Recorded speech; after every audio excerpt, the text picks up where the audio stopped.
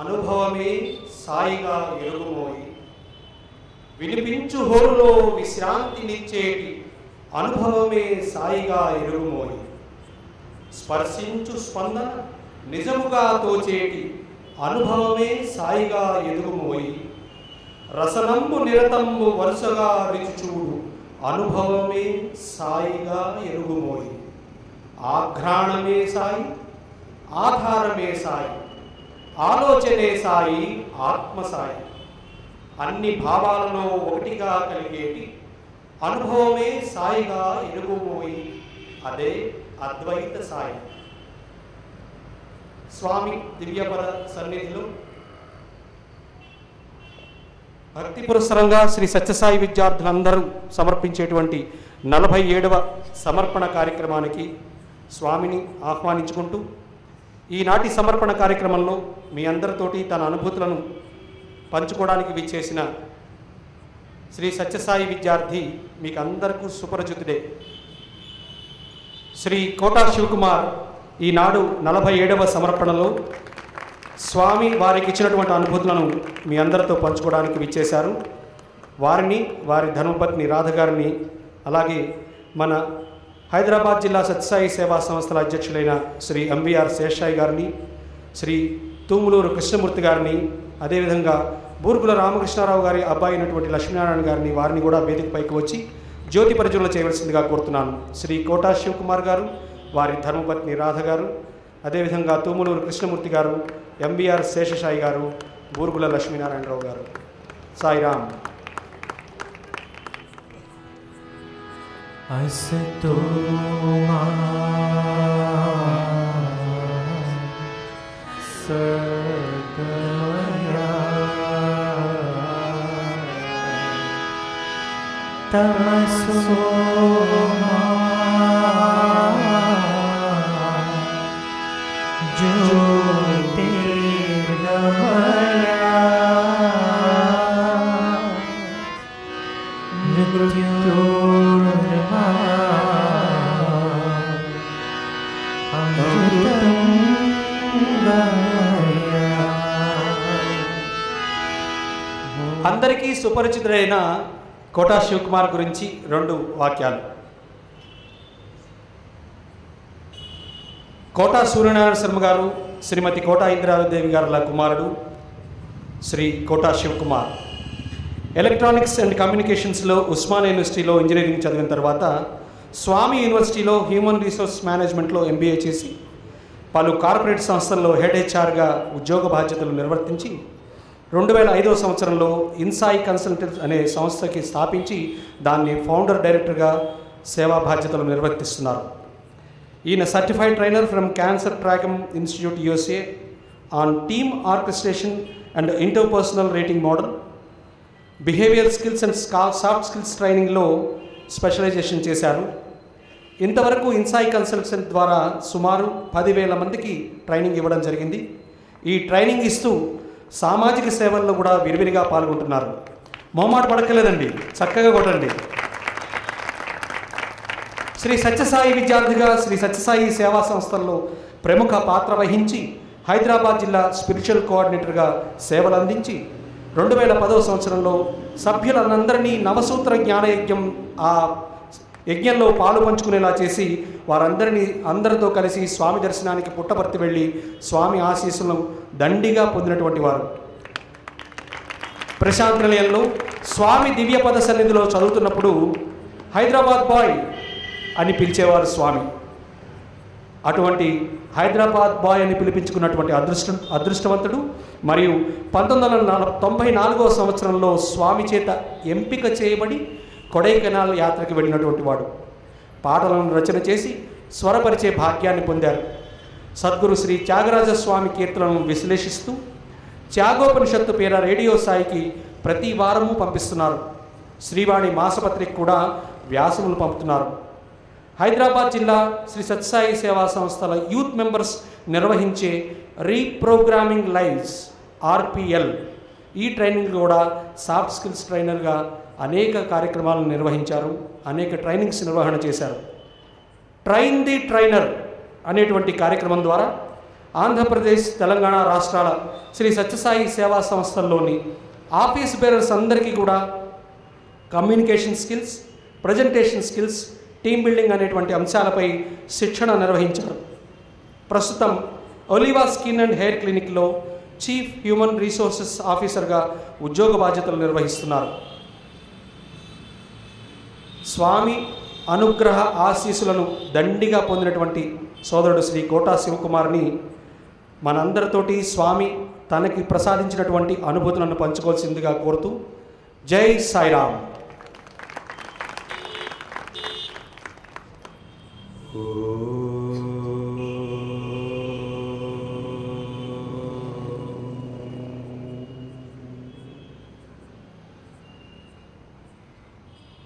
अखण्डमण्डलाकारं व्याप्तं यस्य चराचरं तत्पदं दर्शितं येन तस्मै श्री गुरवे नमः.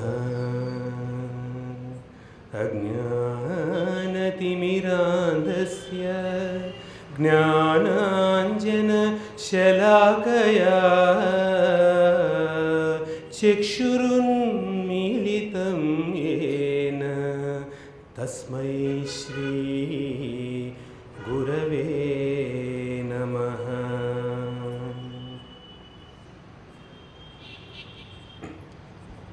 సాయి సభ్యులందరికీ వందనాలు. సాయిరామ్. స్వామి జన్మదిన మాసం శుభాకాంక్షలు.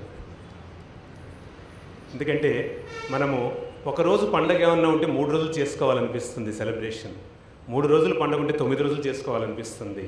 అయితే స్వామి బర్త్డే ఒక్క రోజు ఏమిటండి, ఒక వారం ఏమిటి, ఒక మాసము, ఒక సంవత్సరం చేసుకోబుద్దేస్తుంది.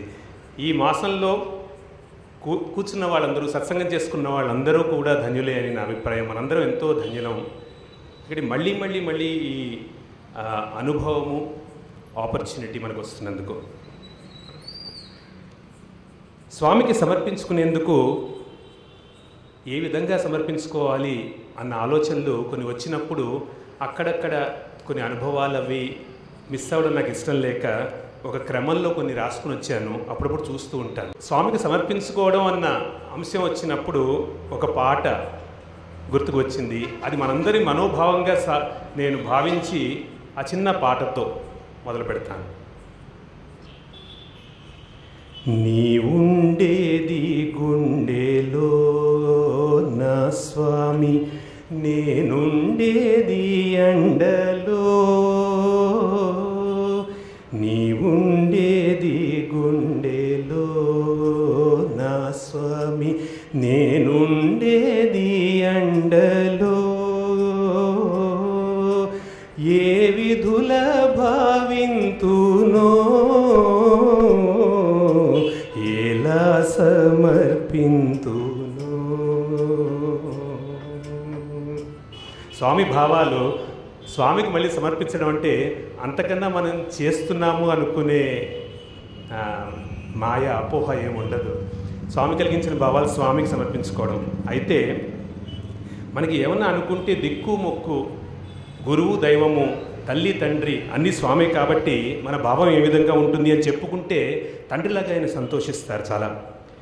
జీవితముకు అర్థం చూపించావు, మానసమునకు భారం తగ్గించావు. జీవితమునకు అర్థం చూపించావు, మానసమునకు భారం తగ్గించావు. సద్గుణముల పెంచి దుర్గుణముల తుంచి, సద్గుణముల పెంచి దుర్గుణముల తుంచి, సర్వం సాయి అన్న చదువు పంచినావు. నీవుండేది గుండెలో నా స్వామి, నేనుండేది అండలో. ఏ విధుల భావింతునో సమర్పింతును.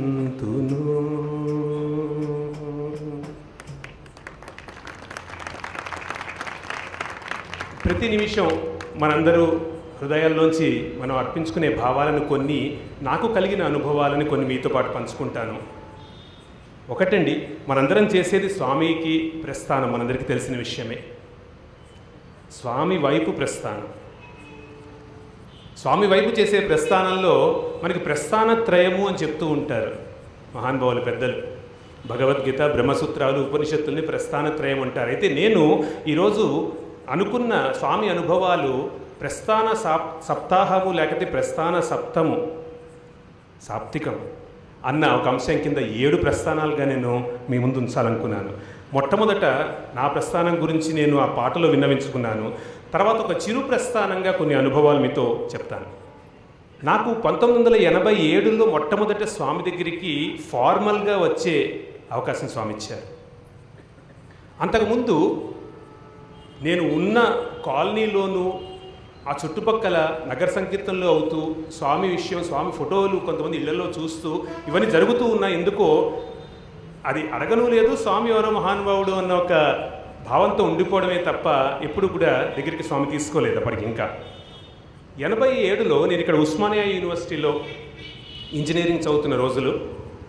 అప్పట్లో ప్రశాంతి సొసైటీ వాళ్ళు స్టేట్ స్పిరిచువల్ క్విజ్ అని ఒకటి కండక్ట్ చేసేవారండి. అందులో స్టేట్ వైడ్ అన్ని డిస్ట్రిక్ట్స్లోనూ, హైదరాబాద్ డిస్ట్రిక్ట్లో అన్ని డిస్ట్రిక్ట్స్లోనూ రిటర్న్ టెస్ట్ ఫస్ట్ పెట్టి స్పిరిచువాలిటీ అండ్ జనరల్ అని 50-50% లాగా క్విజ్ పెట్టారు. అందులో ఉత్తీర్ణులైన వాళ్ళందరినీ 4 టీంలను 5 టీంలను శివంలో ఇదే హాల్లో ఇక్కడ ఫైనల్ చేశారు. ఆ క్విజ్లో హైదరాబాద్ డిస్ట్రిక్ట్ నుంచి మేము ఎంపిక చేయడం జరిగింది. మమ్మల్ని, నేను నా ఫ్రెండ్, మేము వచ్చి ఇక్కడ క్విజ్లో పార్టిసిపేట్ చేయడము. స్టేట్ లెవెల్లో స్వామి మమ్మల్ని ఉత్తీర్ణులు చేశారు. దాంతో ఆ రోజు ఫస్ట్ ప్రైజ్ రావడము అందరూ చెప్పారండి. అక్కడ కొంతమంది పెద్దలు చెప్పారు, అయ్యా సాయంత్రం నువ్వు వచ్చి భజన అప్పుడు నువ్వు తీసుకో ఈ గిఫ్ట్, అలాగే స్వామి మీద మంచి వీడియో చూపెడతాము కాబట్టి ఆ వీడియోలు కూడా వచ్చి చూడండి అన్నారు. అంటే నాకు ఫస్ట్ వచ్చిన భావం ఆ రోజు ఏమిటంటే బ్రెయిన్ వాషింగ్ అయిపోతుంది ఇక్కడ అని. బ్రెయిన్ వాష్ చేస్తున్నారు, నన్ను ఇక్కడ పిలిచి వీడియో చూపెట్టి అమ్మో జాగ్రత్తగా ఉండాలి అని. సరే సరే అండి వస్తామండి అని చెప్పి సరే మొత్తానికి ప్రైజ్ అది తీసుకుని వెళ్ళిపోయాం. ఇది మొట్టమొదట జరిగిన విషయం, 87లో జరిగిన విషయం. అయితే అక్కడి నుంచి లింక్ ఎందుకు చెప్తున్నానంటే మళ్ళీ స్వామి దగ్గరికి 88 దాటేంత వరకు, 88 చివరి వరకు కూడా రాలేదు. 89లో స్వామి దగ్గరికి మళ్ళీ పరిచయం అయింది. చిన్న గ్యాప్ వచ్చింది మధ్యలో. నాకు ఇచ్చిన గిఫ్ట్లో, క్విజ్లో సెలెక్ట్ అయినందుకు ఇచ్చిన గిఫ్ట్లో ఒక పుస్తకము మ్యాన్ ఆఫ్ మిరాకిల్స్, హావర్డ్ మఫెట్ గారిది. ఎంత చిన్న పుస్తకం అది. నా పుస్తకాలు దీంట్లోకి వెళ్ళిపోయింది. ఎప్పుడు చదవలేదు. హైదరాబాద్లో ఉన్నప్పుడు 1.5 years మళ్ళీ ఎప్పుడు చదవలేదు. నాకు ఉద్యోగం వచ్చినప్పుడు నేను గుజరాత్ వెళ్ళడం జరిగింది, అహ్మదాబాద్ వెళ్ళాను. అక్కడికి వెళ్తున్నప్పుడు ఆ పుస్తకం ఎలా వచ్చిందో నా బ్యాగ్లోకి వచ్చేసింది. నేను అంతకుముందు ఎక్కువ రామకృష్ణ పరమహంస గారి గాస్పెల్ చదువుతూ ఉండేవాడిని, ఇటువంటి పుస్తకాలు చదువుతూ ఉండేవాడిని. అయితే షిర్డీ సాయిబాబాకి ఇంట్రొడక్షన్ అయింది. అది తర్వాత మళ్ళీ నేను చెప్తాను, ఇది అయిపోయిన తర్వాత చెప్తాను. ఆ గుజరాత్కి వెళ్ళి టైం ఉన్నప్పుడు, నేను ఒక్కడిని ఉన్నప్పుడు నాకు ఎంతో రిఫ్లెక్షన్కి టైం దొరికినప్పుడు ఈ మ్యాన్ ఆఫ్ మిరాకిల్స్ చదువుతూ మెల్లిగా చదవడం మొదలుపెట్టేసరికి ఇంకా స్వామి అనుభూతులు ఒకటిగా రావడము. తర్వాత అక్కడ అహ్మదాబాద్లో సత్యసాయి ఆర్గనైజేషన్లో మెంబర్ లాగా ఉండి అక్కడ సేవ చేసే అవకాశం రావడము అంతా జరిగి 88 నుంచి జరిగినా కూడా 93లోనే స్వామి దగ్గరికి మళ్ళీ స్టూడెంట్గా వచ్చే అవకాశం జరిగింది. అయితే టైం లైన్లో అప్పుడు అటు ఇటు నేను కొంచెం జంప్ చేస్తూ ఉంటాను కాబట్టి మళ్ళీ దీని ముందర జరిగిన ఒక విషయం చెప్పాలి. ఇంజనీరింగ్ పాస్ అయ్యి నేను గుజరాత్కి వెళ్ళక ముందర జరిగిన ఒక విషయం చెప్పాలి. అందుకని ఆ విషయం చెప్పేసి ముందరికి వెళ్తాను.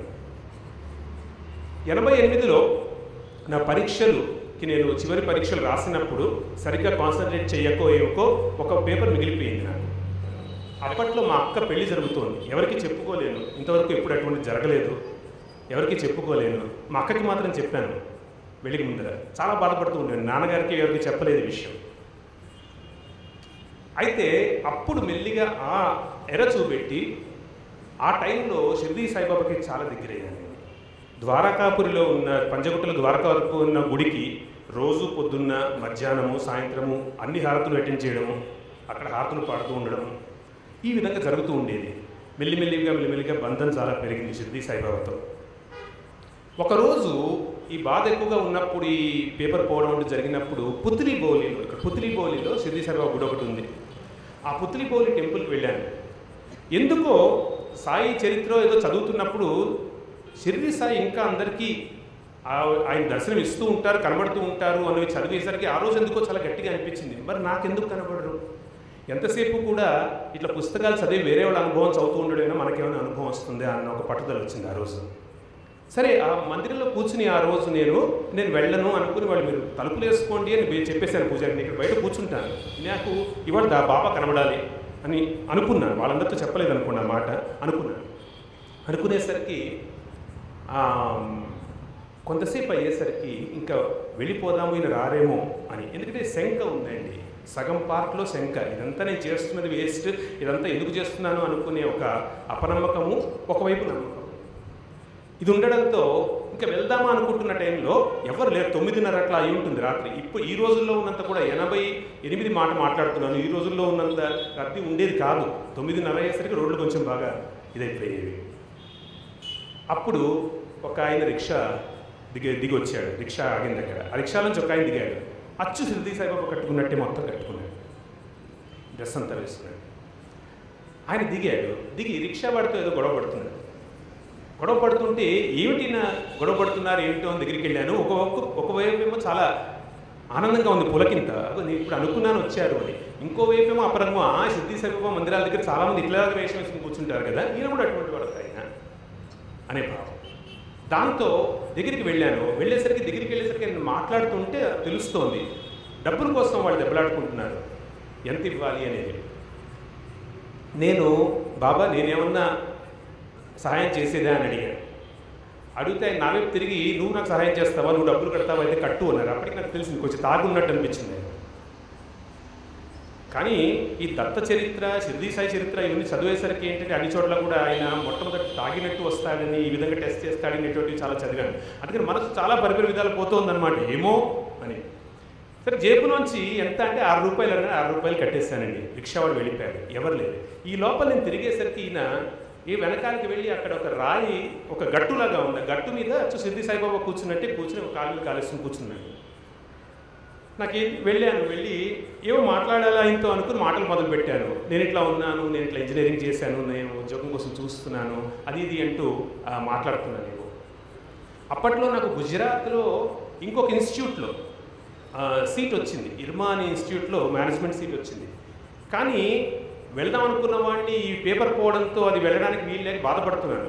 చెప్పాను, బాబాయ్ నేను గుజరాత్కి వెళ్ళాలనుకున్నాను కానీ వెళ్ళలేకపోతున్నానంటే, చూస్తూ గుజరాత్కి వెళ్ళాలనుకున్నావా, వెళ్తావులే అన్నారు. నేను నిజంగా తర్వాత గుజరాత్కి వెళ్ళాను, వేరే ఉద్యోగానికి. గుజరాత్కి వెళ్తావులే అన్నారు. అట్లా చాలా ఒక అర్ధగంట ఏం మాట్లాడేమో కూడా నాకు గుర్తులేదు. ఏదేదో మాట్లాడతారు ఆయన, ఏదో మాట్లాడి సడన్గా నా గురించి ఏదో ఒక నిజం చెప్పినట్టు చెప్తారు. ఒక మాట అన్నారు ఆయన, నీకు నమ్మకం ఇంకా కుదరలేదు, ఇట్లా ఉంది అన్నారు.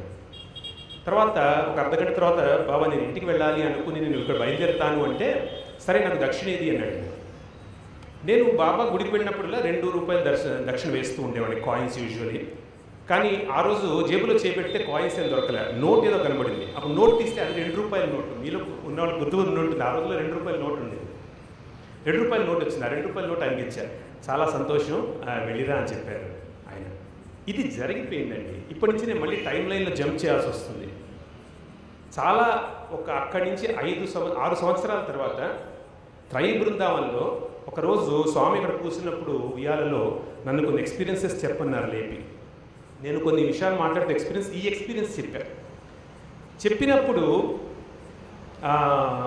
స్వామి లేదు ఒక విషయం మర్చిపోయావు అన్నారు.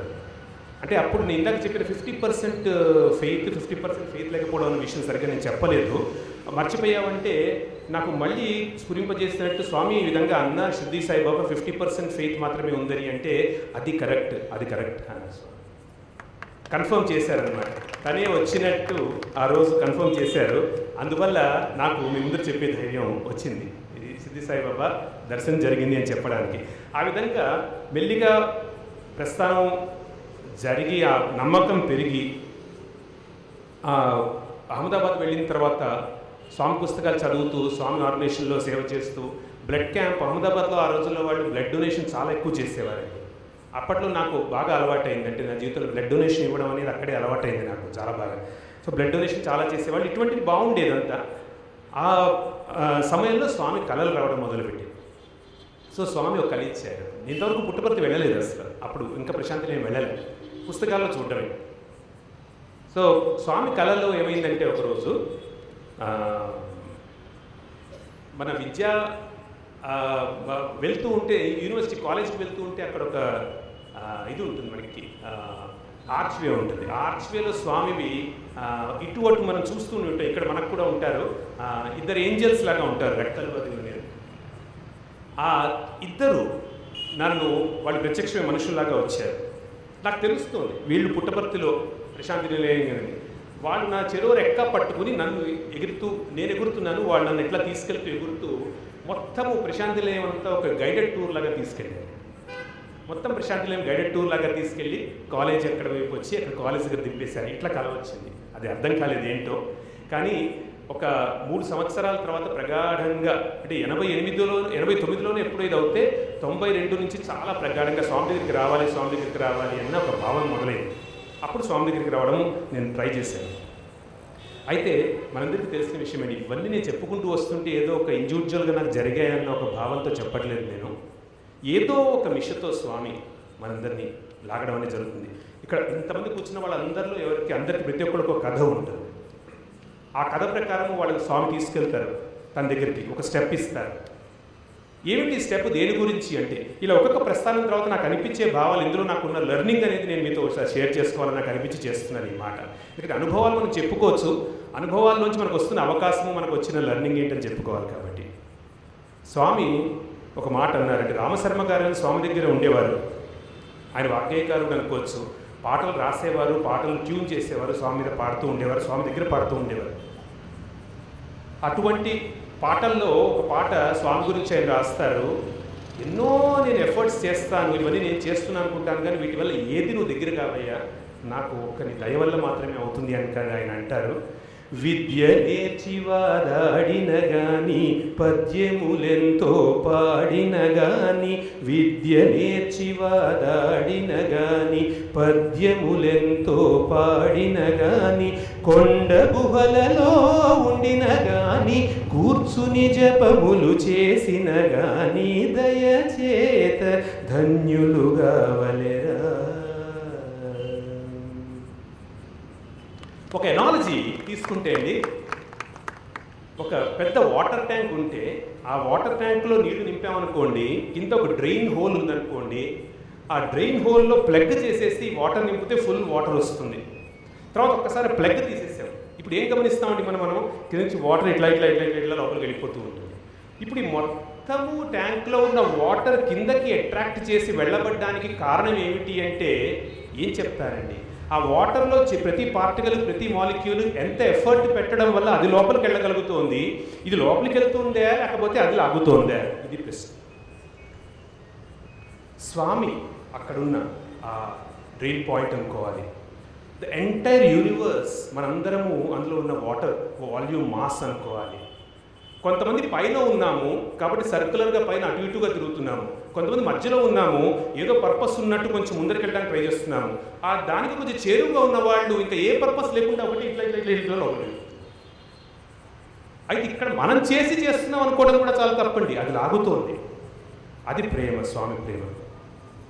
కాషాయ వస్త్రము వేసిన గాని కంఠమాల ధరించిన గాని, కాషాయ వస్త్రము వేసిన గాని కంఠమాల ధరించిన గాని, గడగడమని జపమాల తిప్పిన కడకుని వద్దకు రావలె గాని, దయచేత ధన్యులుగా వలెరా. ఎంతటి వారు దయచేత ధన్యులు కావలేరా. నిజంగా ఎంత ధన్యులండి. ఇక్కడ ఎవరి లైఫ్స్ అయితే టచ్ చేయబడ్డాయో భగవత్ స్వరూపం, భగవత్ చింతనతో, ఆ లైఫ్స్ అన్నీ పర్పస్ఫుల్ అయిపోయాయి. మిగిలినవన్నీ ఒక విధంగా మన లైఫ్ని వేస్ట్ చేసినట్టు అవుతుంది. అయితే ఒకసారి విషయం తెలిసిన తర్వాత, భగవద్ విషయం తెలిసిన తర్వాత మనం చేసేది ఏమన్నా ఉందా లేకపోతే ఆయన లాక్కోవడమా అంటే కొంత ఉందండి. ఆ ఊరట, మనకి స్వామి దగ్గరికి వెళ్ళాలి అన్న ఒక కుతూహలం అనేది, ఉత్సాహం అనేది మనం చూపెట్టడం అనేది చాలా ఇంపార్టెంట్. ఎంత చూపెడతామో అంత ఆయన లాగుతారు. సో ఈ చిరు ప్రస్థానం నుంచి ముందరికి వెళ్ళిన తర్వాత ఫస్ట్ టైం స్వామి దగ్గరికి వెళ్ళడం, ఒకటేసారి కాలేజీకి వెళ్ళాలి. 92లో ఒక అటెంప్ట్ చేశాను నేను. సడన్గా ఒక రోజు అనిపించింది, అప్పటికి ఇంకా MBA అని అక్కడ ఉంటాయని నాకు అసలు తెలియదు. నేనేదో ఉద్యోగం చేస్తున్నాను. నేను అనుకున్నాను స్వామి దగ్గరికి వెళ్తే అక్కడ ఆశ్రమంలాగా ఉండొచ్చు, ఆ ఆశ్రమంలో ఏదో ఒక జాబ్ ఉంటుంది, ఏదో ఒకటి చేసేసుకోవచ్చు అనుకున్నాను. అనుకుని ఎవరికి చెప్పాలి పెట్టకుండా జాబ్ వదిలేసి వెళ్ళిపోయాను. ఇంకా నాకు ఇదంతా అనవసరం అనుకుని, స్వామి వెళ్తే అక్కడ స్వామి చూసుకుంటారు, ఏదో ఇస్తారు, నాకేదో చూపెడతారు అనుకుని కొంత డబ్బు తీసుకుని వెళ్ళిపోయాను. 2000 రూపాయలు ఎంతో తీసుకుని వెళ్ళిపోయాను. పుట్టపర్తికి వెళ్ళిపోయిన తర్వాత చాలా ఫస్ట్ టైం స్వామి దర్శనము, చాలా విచిత్రమైన అనుభూతి. అంత కామ్నెస్, అక్కడ ఉన్న దర్శనం అందుతున్నప్పుడు పొద్దున్న లైన్లో కూర్చోబెట్టే విధానం ఇవన్నీ చూస్తుంటే చాలా ఆశ్చర్యంగా ఉంది, ఆనందంగా ఉంది. ఏంటో సడన్గా ఒక ఎన్వైర్న్మెంట్లోకి వచ్చేసినట్టుంది. అక్కడ కూర్చున్నప్పుడు మొట్టమొదటి స్వామి దర్శనం నడుచుకుంటూ వస్తే నాకు ఇప్పటికీ కళ్ళకు కట్టినట్టు అనిపించేది ఏమిటి అంటే, స్వామి కింద నేలపైన నడుస్తున్నారని నాకు అనిపించలేదండి. గాల్లో నడుస్తున్నట్టే అనిపించింది.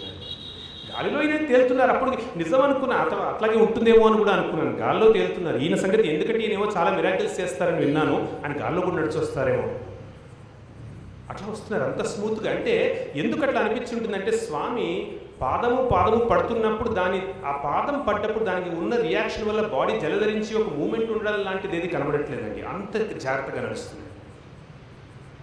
అంటే అసలు రియాక్షన్ ఏమి ఉన్నట్లేదు, ఫ్రిక్షన్ లేకుండా నడుస్తున్నట్టు, అంత జాగ్రత్తగా నడుస్తున్నట్టుంది స్వామి. వెళ్తుంటే ఒక వారం రోజులు స్పెండ్ చేశానండి. ఫస్ట్ డే ఒక చిన్న ఎవిడెన్స్ కోసం, ఎందుకంటే స్వామి చూశాను, ఈయన భగవంతుడైతే ఈయనకి నిజంగా నేను తెలిసినట్టయితే అప్పుడు ఏమన్నా జరగాలి అని అనుకున్నాను. నాకు లక్కీగా సెకండ్ రోలో వచ్చింది, ఫస్ట్ రోలో రాలేదు, సెకండ్ రోలో వచ్చింది. అక్కడ కూర్చొని స్వామి దర్శనం చేసుకున్నాను. ఆ రోజుల్లో స్వామి చాక్లెట్లు విసిరేవారు, ఇట్లా తీసి అందరి మీద చాక్లెట్లు విసిరేవారు. సో అక్కడికి నా దగ్గరికి వచ్చినప్పుడు కూడా చాక్లెట్లు విసిరేసరికి నేను మాత్రం నా చేతులు ఇట్లాగే మడుచుకున్నాను. నేను ట్రై చేయలేదు నా మీదకి వస్తే పట్టుకోవడానికి అట్లా. సో స్వామి వెళ్ళిపోయిన కొంతసేపటికి నాకు చేతిలో ఏదో ఇట్లా కదిలినట్టు అట్లా అనిపించింది. చూసుకుంటే లోపల చాక్లెట్ ఉంది. ఓహో, ఇది స్వామి ఈ విధంగా నిదర్శనం ఇచ్చారు అనుకుని ఆనందపడ్డాను. ఒక వారం రోజులు అక్కడ ఉన్నాను. ఏమీ స్వామి మాట్లాడలేదు. నేను అనుకున్నవన్నీ వేరేగా అనుకుని, ఏవో వస్తే ఇక్కడేదో స్వామి మాట్లాడేస్తారు, ఇక్కడేదో ఇస్తారు, ఇక్కడ ఉండిపోతానన్న భావంతో వచ్చాను. ఇక్కడికి వస్తే సిస్టమ్ అంతా డిఫరెంట్గా ఉంది. ఇక స్వామి ఏమో వస్తున్నారు, వెళ్తున్నారు, మరి ఇక్కడ ఇంకా ఏం చేయాలో తెలియలేదు. ఒకరోజు మందిరంలో పొద్దున పూట స్టూడెంట్స్ ఎవరు ఉండరు, ఆ లోపల భజన హాల్లో చాలా ఎవరు ఉండరు, ఖాళీగా ఉంటుంది. అక్కడ కూర్చుని ఉన్నాను. స్వామి ఇంటర్వ్యూ రూమ్ నుంచి వచ్చి అక్కడ నా వెనకాల ఉన్న వాళ్ళతో ఏదో మాట్లాడుతూ నాకు కావాల్సిందంతా చెప్పి స్వామి అన్నారు, మనస్సు చాలా చంచలమైనది, అది ఎప్పటికప్పుడు ఇది చేస్తే కరెక్ట్ అని అనిపిస్తూ ఉంటుంది, కానీ మనకు బుద్ధి అని ఒకటి ఉంటుంది, దాన్ని ఉపయోగించాలి, ఏది అనిపిస్తే అది చేసేయకూడదు, ప్రతిదానికి ఒక సమయం ఉంటుంది. ఇట్లాంటి ఒక బోధ నాకు చేసేసరికి నాకు ఎందుకు అంతా నాకు చెప్తున్నట్టు అనిపించింది. పర్సనల్ ఇంటర్వ్యూ గురించి నాకే చెప్తున్నట్టు అనిపించింది. ఓహో, ఇదే స్వామి అని అనుకుని నేను వెనకాల వెళ్ళడం జరిగింది.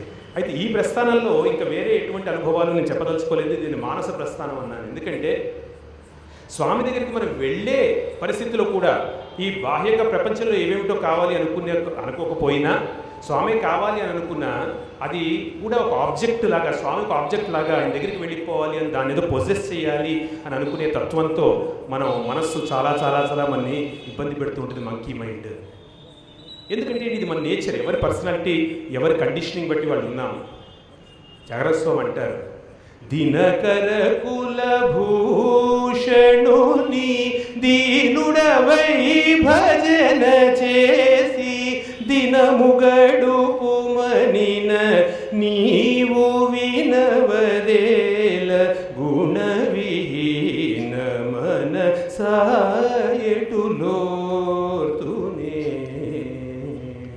మనసా ఎటులోర్తునే అని జీవుడు వాపోతున్నాడు. ఒకటే బాధ. ఎందుకంటే ఇది ఒక్క నిమిషం ఒక్క ప్లేస్లో ఒక విధంగా నిలవనివ్వదు. అక్కడికి వెళ్తే ఇది కావాలి, ఇక్కడికి వెళ్తే అది కావాలి. నాకు ఇవన్నీ కంపల్సరీ, నాకు ఇవన్నీ నా పాపాలు నా పుణ్యాలు ఇటువంటి భావాలన్నీ ప్రతి క్షణం ఇస్తూ ఈ భారంగా చేసేస్తూ ఉంటుంది జీవితాన్ని. కాబట్టి దీన్ని దినకరకుల భూషణుడు దీనుడవై భజన చేసి అని మహానుభావుడు మహాభక్తుడు చారస్వం అంటున్నారు. దీనుడవై అన్నప్పుడు మనం అర్థం చేసుకోవాలండి, అంటే ఏదో బెంబేలు పడిపోయేది కాదు.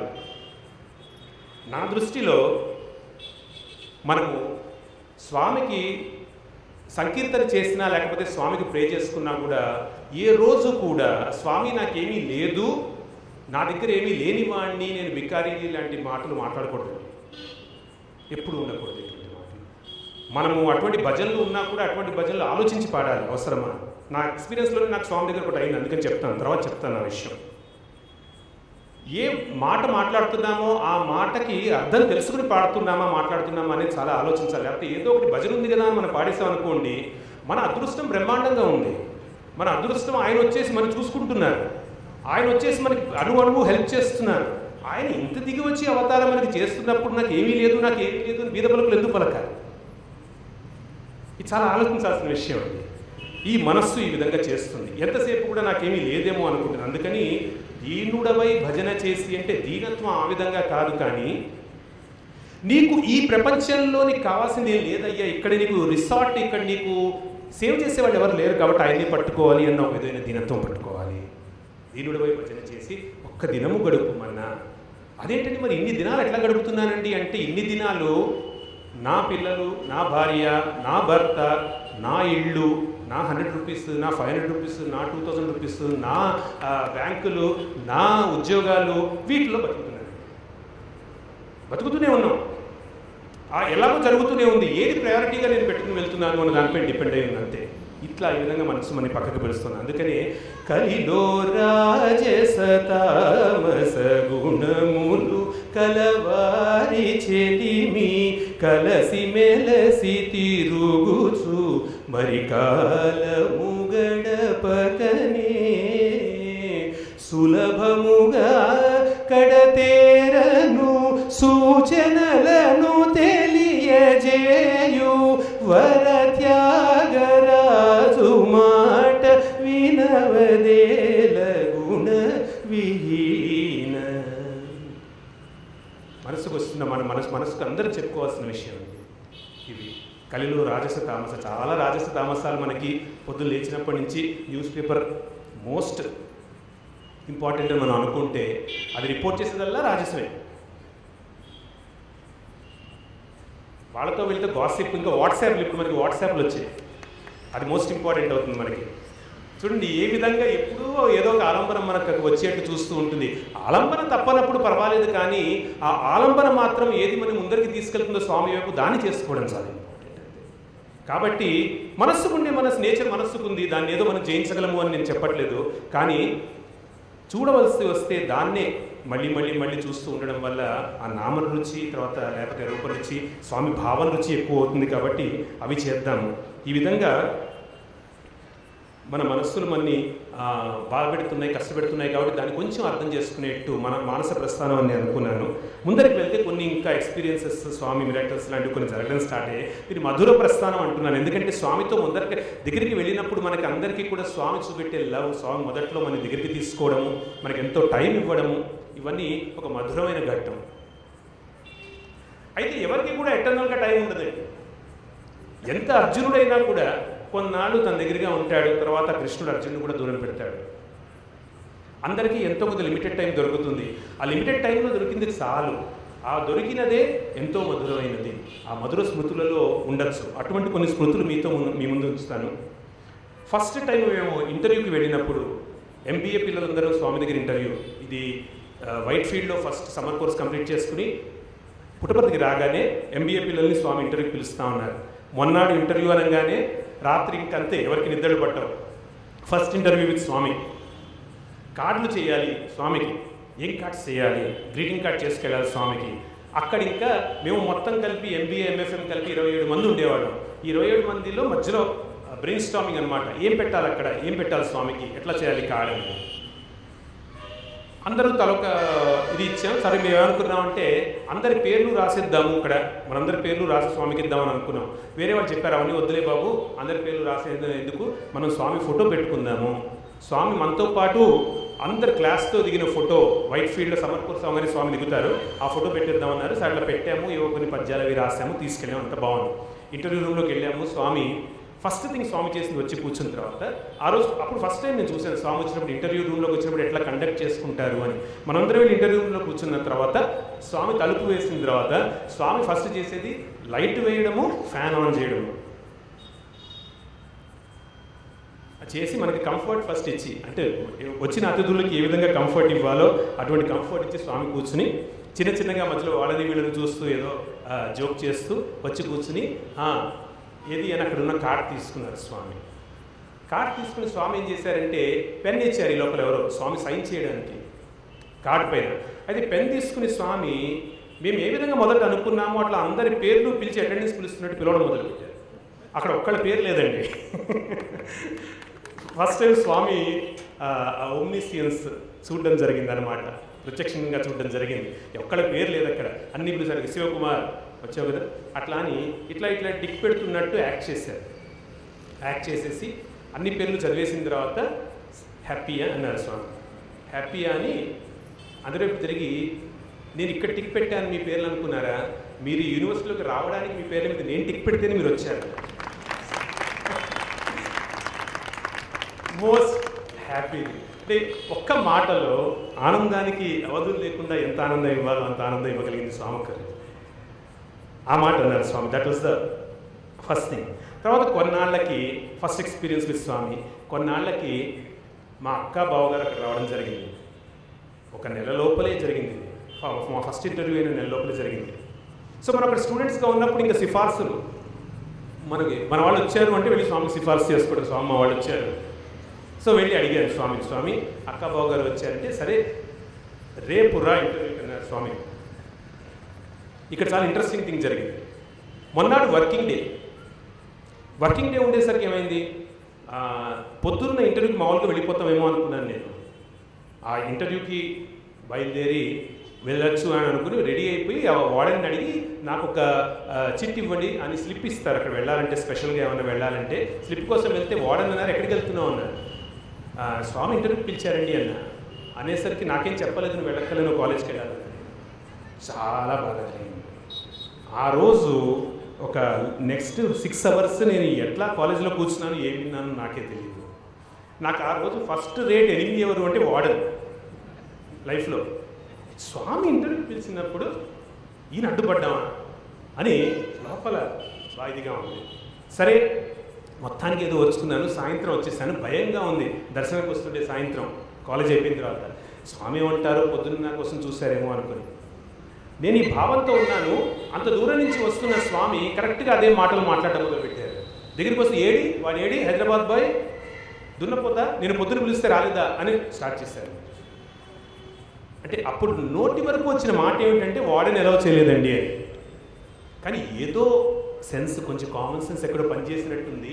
మాట్లాడకుండా కామ్గా ఊరుకున్నా. స్వామి దగ్గర మనం బెస్ట్ చేసేది ఏంటంటే సైలెంట్గా ఉండడం అండి. ఏమన్నా ఆన్సర్ స్వామికి ఇచ్చాము అంటే అది మన మూర్ఖత్వం చూపెడుతుంది. అందుకని ఏదో పనిచేసింది కామన్ సెన్స్, ఏం మాట్లాడకుండా స్వామి నుంచున్నాను. స్వామి నన్ను చూసి మళ్ళీ అంతలోనే కరుణ హృదయుడు ఆయన తట్టి పర్వాలేదు నేను వాడనికి చెప్తాను రేపు రాను. ఇందులో నాకు వచ్చిన పెద్ద మెసేజ్ ఏంటో నేను చెప్తానండి. మనందరికీ కూడా అనుకోవాల్సిన మెసేజ్, ఏ సిచ్యువేషన్లో అన్నా ఎక్కడైనా మనకి ఈ ప్రపంచంలో కొన్ని మనకి ప్రతికూలంగాను కొన్ని అనుకూలంగాను జరుగుతున్నట్టు ఉంటాయి పరిస్థితులు. రెండూ కూడా శివుడి ప్రసాదమే, సాయి ప్రసాదమే. మనకి ప్రతికూలంగా పరిస్థితి జరిగినప్పుడు అదే దేవుడి దగ్గరికి వెళ్ళి స్వామి నా బాస్ ఇట్లా ఉన్నాడు కాబట్టి ఆయన ఎలిమినేట్ చేసేయండి, ట్రాన్స్ఫర్ చేయండి అని ఎప్పుడు ప్రార్థన చేసుకోండి. To complain against anything in the world is to find a loophole in creation. అల్పజ్ఞులమైన మనకి సృష్టి సంగతి ఏ విధంగా తెలుస్తుందండి? తెలిసే అవకాశం లేదు. అందుకని ఒక చిన్న లైన్ చాలు భగవద్గీతలో చెప్పిన దానిలాగా, ఏది జరుగుతున్నా నీ మంచి కోసమే జరుగుతుంది అనుకుని వెళ్ళడమే బెస్ట్, ఈజీ. ఎక్కువ తెలియక్కర్లేదు అల్పజ్ఞులమైన. ఇది స్వామి నాకు చెప్పినట్టు అనిపించింది. జాగ్రత్తగా ఉండు, నాకు తెలియకుండా ఇది జరగదు. నా ఎదురుకుండానే వార్డెన్ని పిలిచారు, ఈ అబ్బాయిని రేపు పంపించి ఇంటర్వ్యూకి అన్నారు.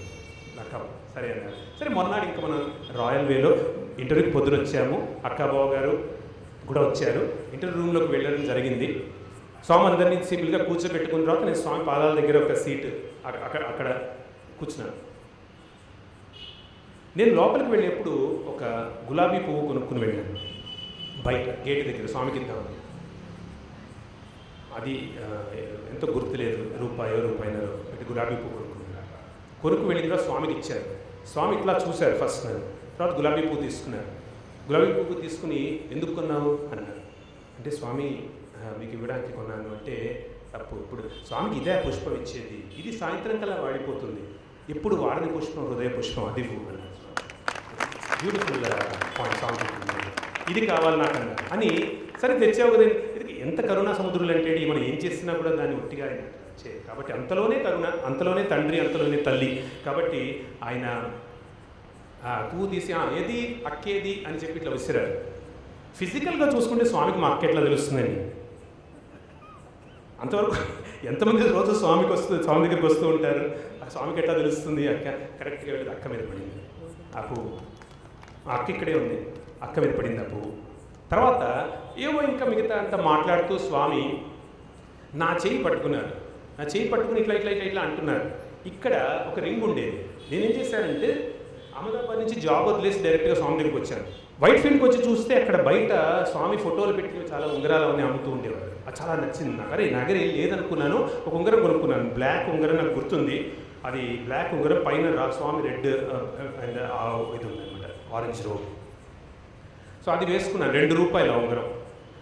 సో స్వామి ఇట్లా ఇట్లా అంటూ ఇంతకి సడన్గా నా చెయ్యి చూసి ఆ ఉంగరాన్ని తీసి ఇదేమిట్రా ఎక్కడ తీసుకున్నావు అన్నారు స్వామి. అంటే స్వామి వైట్ ఫీల్డ్లో కొనుక్కున్నాను స్వామి, సమ్మర్ కోర్స్కి వచ్చినప్పుడు అని చెప్పాను.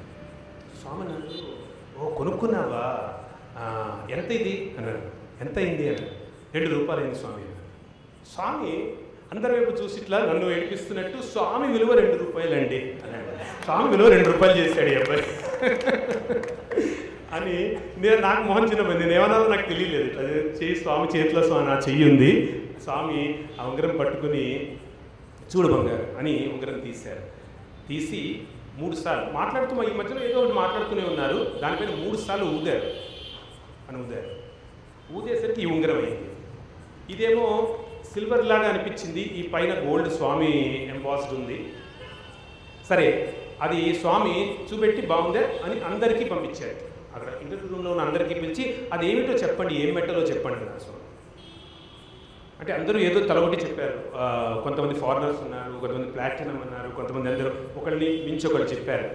స్వామి అన్ని ఇది కాదు కాదు కాదు కాదు ఇది కాదు అన్నారు. అని స్వామి అన్నారు ఇది పంచలోహం అన్నారు స్వామి. మీరు ఇది సిల్వర్ కాదు, ఇది టార్నిష్ కాదు, ఇది పంచలోహం అన్నారు. అని స్వామి దగ్గర నా వైపు చూసి అన్నారు, చూడరా స్వామి ఊపిరి బ్రెత్ తగులుతూనే ఒక ₹2 రింగ్ ఇంత ఇన్వాల్యుబుల్ అయిపోయింది. ఇప్పుడు దీని వాల్యూ ఏంటి, ఇన్వాల్యుబుల్ అని ఇంగ్లీష్లో అన్నారు స్వామి. ఇన్వాల్యుబుల్ స్వామి బ్రెత్ తగులుతూనే ₹2 రింగ్ ఇన్వాల్యుబుల్ అయిపోయింది. నా గ్రేస్ నీ మీద ఉంటే నువ్వు ఏమవుతావు అన్నారు స్వామి. ఇదే భావము అన్నమయ్య ఒక కీర్తనలో ఆయన అంటారండి. అది నేను రాసుకుని వచ్చాను, ఎందుకంటే నాకు చాలా అది బాగా క్లోజ్ అనిపించింది. పరుసము సోకక పసిడౌనా పురుషోత్తముడే బుద్ధిచుగాక. పరుసము తగలకుండా బంగారం అవుతుందే, స్వామి టచ్ లేకుండా ఇక్కడ ఉన్న వాళ్ళందరూ బంగారాలు అవుతారా? అందుకని ఎంతో ఆనందంగా ఆయన అందరినీ బంగారు బంగారు బంగారు బంగారు. He's transformed everyone into gold. Is really transform whether we know it or not. మనకి తెలియనట్టు మనం నటించవచ్చు, కానీ is transformed everybody into gold. ఘనమగు సంసార కారణ జీవుడు తన సుజ్ఞానము తలచునా. ఎన్నాళ్ళ నుంచో ఉన్న హ్యాబిట్ వల్ల ఈ సంసారము, ఈ ఆలోచనలు ఇవన్నీ పెట్టుకుని దీనివల్ల నాకులో ఒక సుజ్ఞానం ఉంది అని నేను అసలు ఆలోచించట్లేదు. తలచునా లేకపోతే ఊహించండి సార్, స్వామి ఏ ఇంటర్వ్యూ తీసుకున్నా, ఏ డిస్కోర్స్ తీసుకున్నా కూడా స్వామి అందరినీ దివ్య ఆత్మస్వరూపులారా అని పిలవడం, ప్రేమ స్వరూపులారా అని పిలవడం దేనివల్ల అని అనుకుంటున్నాం. ఒకవేళ అది కాకపోతే ఆయన అంటున్నారు కానీ మనం నమ్మట్లేదు సంభవం. ఎందుకు అంటే రీజన్ చెప్తున్నారు, ఘనమగు సంసార కారణం జీవుడు. నేను కాదేమో అనుకుంటున్నాను. అయితే వెనుక మునుపు శ్రీ వెంకటపతియే కనుగొని ముమ్మిట గాచుగాట. వెనకాల ఉన్నాడండి, అండగా ఉన్నాడు. అండగా ఆయన ఉన్నప్పుడు బాధపడాల్సింది ఏమీ లేదు. తప్పకుండా మన బంగారు తత్వం మన అందరికీ తెలిసి వస్తుంది, ఈ జన్మలోనే తెలిసి వస్తుంది. దీంట్లో అసలు మనం డౌట్ పెట్టుకోకూడదు. నిజమైన భక్తుడు అనేదానికి డౌట్ వద్దండి. అన్నిటికిది కడసారి జన్మము, సత్యంబిక పుట్టుక సున్నా, తారక మంత్రము కోరిన దొరికెను, ధన్యుడనైతిని ఓరన్నా.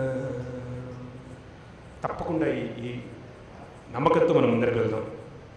సరే, ఇంకా ముందరికి వెళ్తున్నప్పుడు మా నాన్నగారు అమ్మగారు దసరా వచ్చేసింది. దసరాలో స్వామి అన్నారు, నేను this time I'm going to give discourses on Upanishads అన్నారు స్వామి. సో అప్పుడు ఆ దసరా 93లో దసరా 1993 దసరాలో భజన హాల్లో నుంచుని ఉపనిషత్తుల మీద వ్యాఖ్యానం చేశారు స్వామి, మాట్లాడారు. చాలా బ్యూటిఫుల్గా ఉంది. నాకు ఎంత ఆనందంగా ఉండేదంటే స్వామి అదే ఎదురుకుండా కూర్చుని భజన హాల్లో ఫస్ట్ రో వచ్చేట్టు చూసుకుని పరిగెత్తుకుంటూ వెళ్ళి కాలేజ్ అయిపోగానే కూర్చుని అక్కడ రాసుకుంటూ ఉండేవాడు. స్వామి ఏం చెప్తారు, స్వామి ఎంత ఆనందంగా చెప్తూ ఉండేవారంటే అప్పుడు పాటలు పాడేవారు. ఫస్ట్ టైం స్వామి దగ్గర నుంచి ఈ పాట విన్నాను నేను. అందమే ఆనందం అని పాట పాడారు స్వామి. పాట పాడి దాన్ని లింక్ చేశారు స్వామి. చెప్పారు అప్పుడు చెప్పారు జాన్ కీట్స్ చెప్పారు అని చెప్పారు Swami. John Keats, a thing of beauty is joy forever. Beauty, joy, happiness, this is our nature, సత్యం శివం సుందరం అని చెప్పారు స్వామి. ఎంత సింపుల్గా ఉన్న పాట చిన్నప్పటి నుంచి వింటూ ఉన్నాం మనం. కానీ స్వామి ఎంత ఉపనిషత్ సారం అంతా ఒక మాటలో స్వామి అట్లా చెప్తారండి. ఎంతో ఆనందంగా నడిచిపోతుంది. ఇంత ఆనందంగా జరుగుతున్నప్పుడు 7 రోజులు 8 రోజులు అయిన తర్వాత సడన్గా ఒక రోజు మా తల్లిదండ్రులు అక్కడికి వచ్చారు. నేను వెకేషన్లో ఇంటికి రాలేదని మా అమ్మ నాన్నని రమ్మన్నాను. వాళ్ళు వచ్చారు. వచ్చేసరికి మళ్ళీ సిఫార్సులు మొదలయ్యాయి. వాళ్ళు వచ్చారు కాబట్టి ఇప్పుడు స్వామిని అడగాలి. ఎప్పుడెప్పుడు స్వామిని ఏమన్నా అడగాలి అనుకున్నామో అప్పుడు చెలించిపోతుందండి మనస్సు. ఆయన మీరు నిలవదు. అడుగకువే ఓ మనస అడిగిన కొలది అడుగున పడదు అంటారు స్వామి.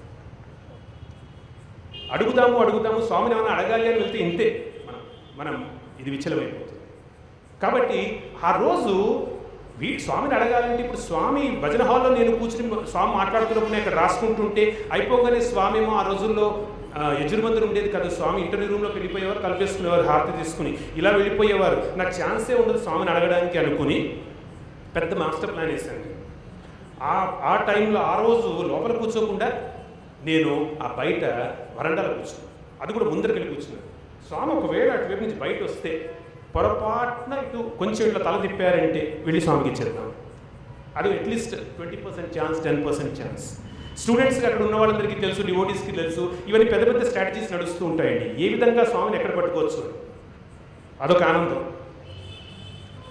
సో నేను అక్కడ కూర్చున్నాను. స్వామి వచ్చారు.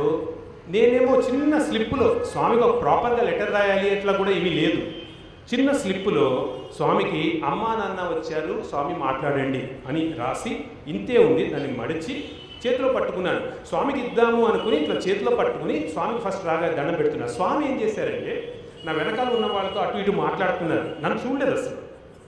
చూడకుండా నేను లెటర్ ఇచ్చే ఛాన్స్ లేకుండా ఏం చేశారంటే చేతులు ఇట్లా ఉంటే ఆ 2 చేతుల్ని బయట నుంచి ఇట్లా పట్టేస్తున్నాను. ఇప్పుడు లెటర్ ఇవ్వలేదు, ఇది పెద్ద ప్రాబ్లం. ఎట్లా అని ఆలోచిస్తున్నాను. అయితే కొంతసేపు అది మాట్లాడే స్వామి నా వైపు చూసి అన్నారు, ఎగ్జాక్ట్గా నేను ఏం రాశానో అదే మాట్లాడారు. అమ్మా నాన్న వచ్చారు, ఇంటర్వ్యూ ఇవ్వాలి, రేపు రమ్మని. సెకండ్ ఇన్స్టెన్స్ స్వామి ఓమ్నిసియన్స్. ఇంకొక చిన్న ఇన్స్టెన్స్ చాలా ఇంట్రెస్టింగ్గా ఉందండి. 1 సంవత్సరం దాటిపోయింది నేను ఉండెక్కడ. మొదటి సంవత్సరం స్వామి చాలా మాట్లాడేవారు. 2వ సంవత్సరంలో కొంచెం MBA దీంట్లో పడ్డం వీటిలో కొంచెం ఎక్కువ మాట్లాడేవారు కాదు స్వామి. నాకు ఫస్ట్ సంవత్సరంలో వచ్చిన ఆపర్చునిటీస్ ఆ విధంగా చూసుకుంటే సెకండ్ సంవత్సరంలో ఎక్కువ రాలేదు. అయితే ఒక ఇంట్రెస్టింగ్ థింగ్, స్వామి స్టేడియంలో ఒక నాటకం వేయమన్నారు. స్వామి దసరాకో ఎక్కడికో స్పోర్ట్స్ ఫెస్టివల్ సెకండ్ ఇయర్. ఆ టైంకి ఒక చక్కని సింగర్ ఒక అబ్బాయి ఉండేవాడు, శివకుమార్ నగేష్ అని. అతను నాకు జూనియర్. ఆ టైంలో మేము ఉన్నప్పుడు ఉన్నాడు, చక్కగా పాడేవాడు, చాలా చక్కగా పాడేవాడు. ఆ అబ్బాయి బాంబే నుంచి వచ్చాడు. ఒక నాటకం వేశారు. నాటకం అంటే శివుడు డ్యాన్స్ లాగా వేశారు. అందులో ఒక కీర్తన పాట పాడించడానికి దానికి సత్యజిత్తే డ్యాన్స్ చేశాడు. మన సత్యజిత్తే శివుడిలాగా డ్యాన్స్ చేశాడు ఆ పాటకి. ఆ పాటకి ట్రై చేస్తున్నప్పుడు, వాడు ప్రాక్టీస్ చేస్తున్నప్పుడు నాకు ఎప్పుడు అనిపిస్తుండేది, నేను పాడితే నేను పాడగలనేమో, ఈ పాట పాడితే స్వామి దగ్గర చాలా బాగుంటుంది, ఆ విధంగా అనుకునేవాడిని. నాకు ఎందుకు ఇవ్వలేదు ఈ ఛాన్స్, నాకు ఎందుకు ఇవ్వలేదు ఛాన్స్ అని మామూలుగా మన మనసు ఉండే వీటి వల్ల అనిపించేది. అయితే స్వామి అని అంతలోనే రిజాల్వ్ చేసుకుని కూర్చునేవాడిని. ఒక చాలా ఇంట్రెస్టింగ్ ఇన్సిడెంట్ జరిగింది. యాక్చువల్ ఈవెంట్ జరిగే ముందర స్పోర్ట్స్ ఫెస్టివల్కి వాళ్ళు అక్కడ ప్రాక్టీస్ చేసుకుంటూ ఉంటున్నప్పుడు స్వామి ముందర వచ్చి చూస్తూ ఉంటారు. వాళ్ళు కొన్నిసార్లు స్వామి వచ్చారు. వచ్చినప్పుడు ఒక స్టూడెంట్ స్వామి వచ్చి వెళ్ళిపోయిన తర్వాత పరిగెత్తుకుంటూ వచ్చి నాకు ఈ విషయం చెప్పాడు. కాబట్టి నాకు తెలిసింది. లేకపోతే నేను హాస్టల్లో ఉన్నాను ఆ టైంలో, సండే. వీళ్ళు ప్రాక్టీస్ చేస్తున్నారు, స్వామి వచ్చారు. వచ్చి కూర్చుని వాళ్ళు ఏమో డ్యాన్స్ చేస్తున్నారు. ఈ పాట పాడుతుంటే శివకుమార్ నగేష్ పాడాడు, చాలా చక్కగా పాడాడు ఆ పాట. పాడినప్పుడు స్వామి విని, ఇదెవరు, మన హైదరాబాద్ బాయ్ అన్నారట పక్కన కూర్చున్నవాడు వాడిని. అంటే కాదు స్వామి, శివకుమార్ నగేష్ పాడాడు అంటే అదే శివకుమార్ మన హైదరాబాద్ బాయ్ పాడాడు స్వామి. వాడు పరిగెత్తుకుంటే నాకు చెప్పాడు, ఇట్లా అన్నారు స్వామి. నాకు అనిపించింది, స్వామి మాట మాత్రానికి నేను లోపల అనుకున్నానంతే, నేను పాడితే బాగుండు అని. స్వామి ఇచ్చిన సందేశం ఏంటంటే, నేను అన్నాను అంటే నువ్వు పాడినట్టేనైనా, బయట నిజంగా నువ్వు పాడేవా లేదా అనేది ఇంపార్టెంట్ కాదు. నేను అన్నాను అంటే నా నోటి నుంచి వచ్చింది అంటే నువ్వు పాడినట్టే, కాబట్టి ఆనందంగా ఉండు, బాధపడకు అని.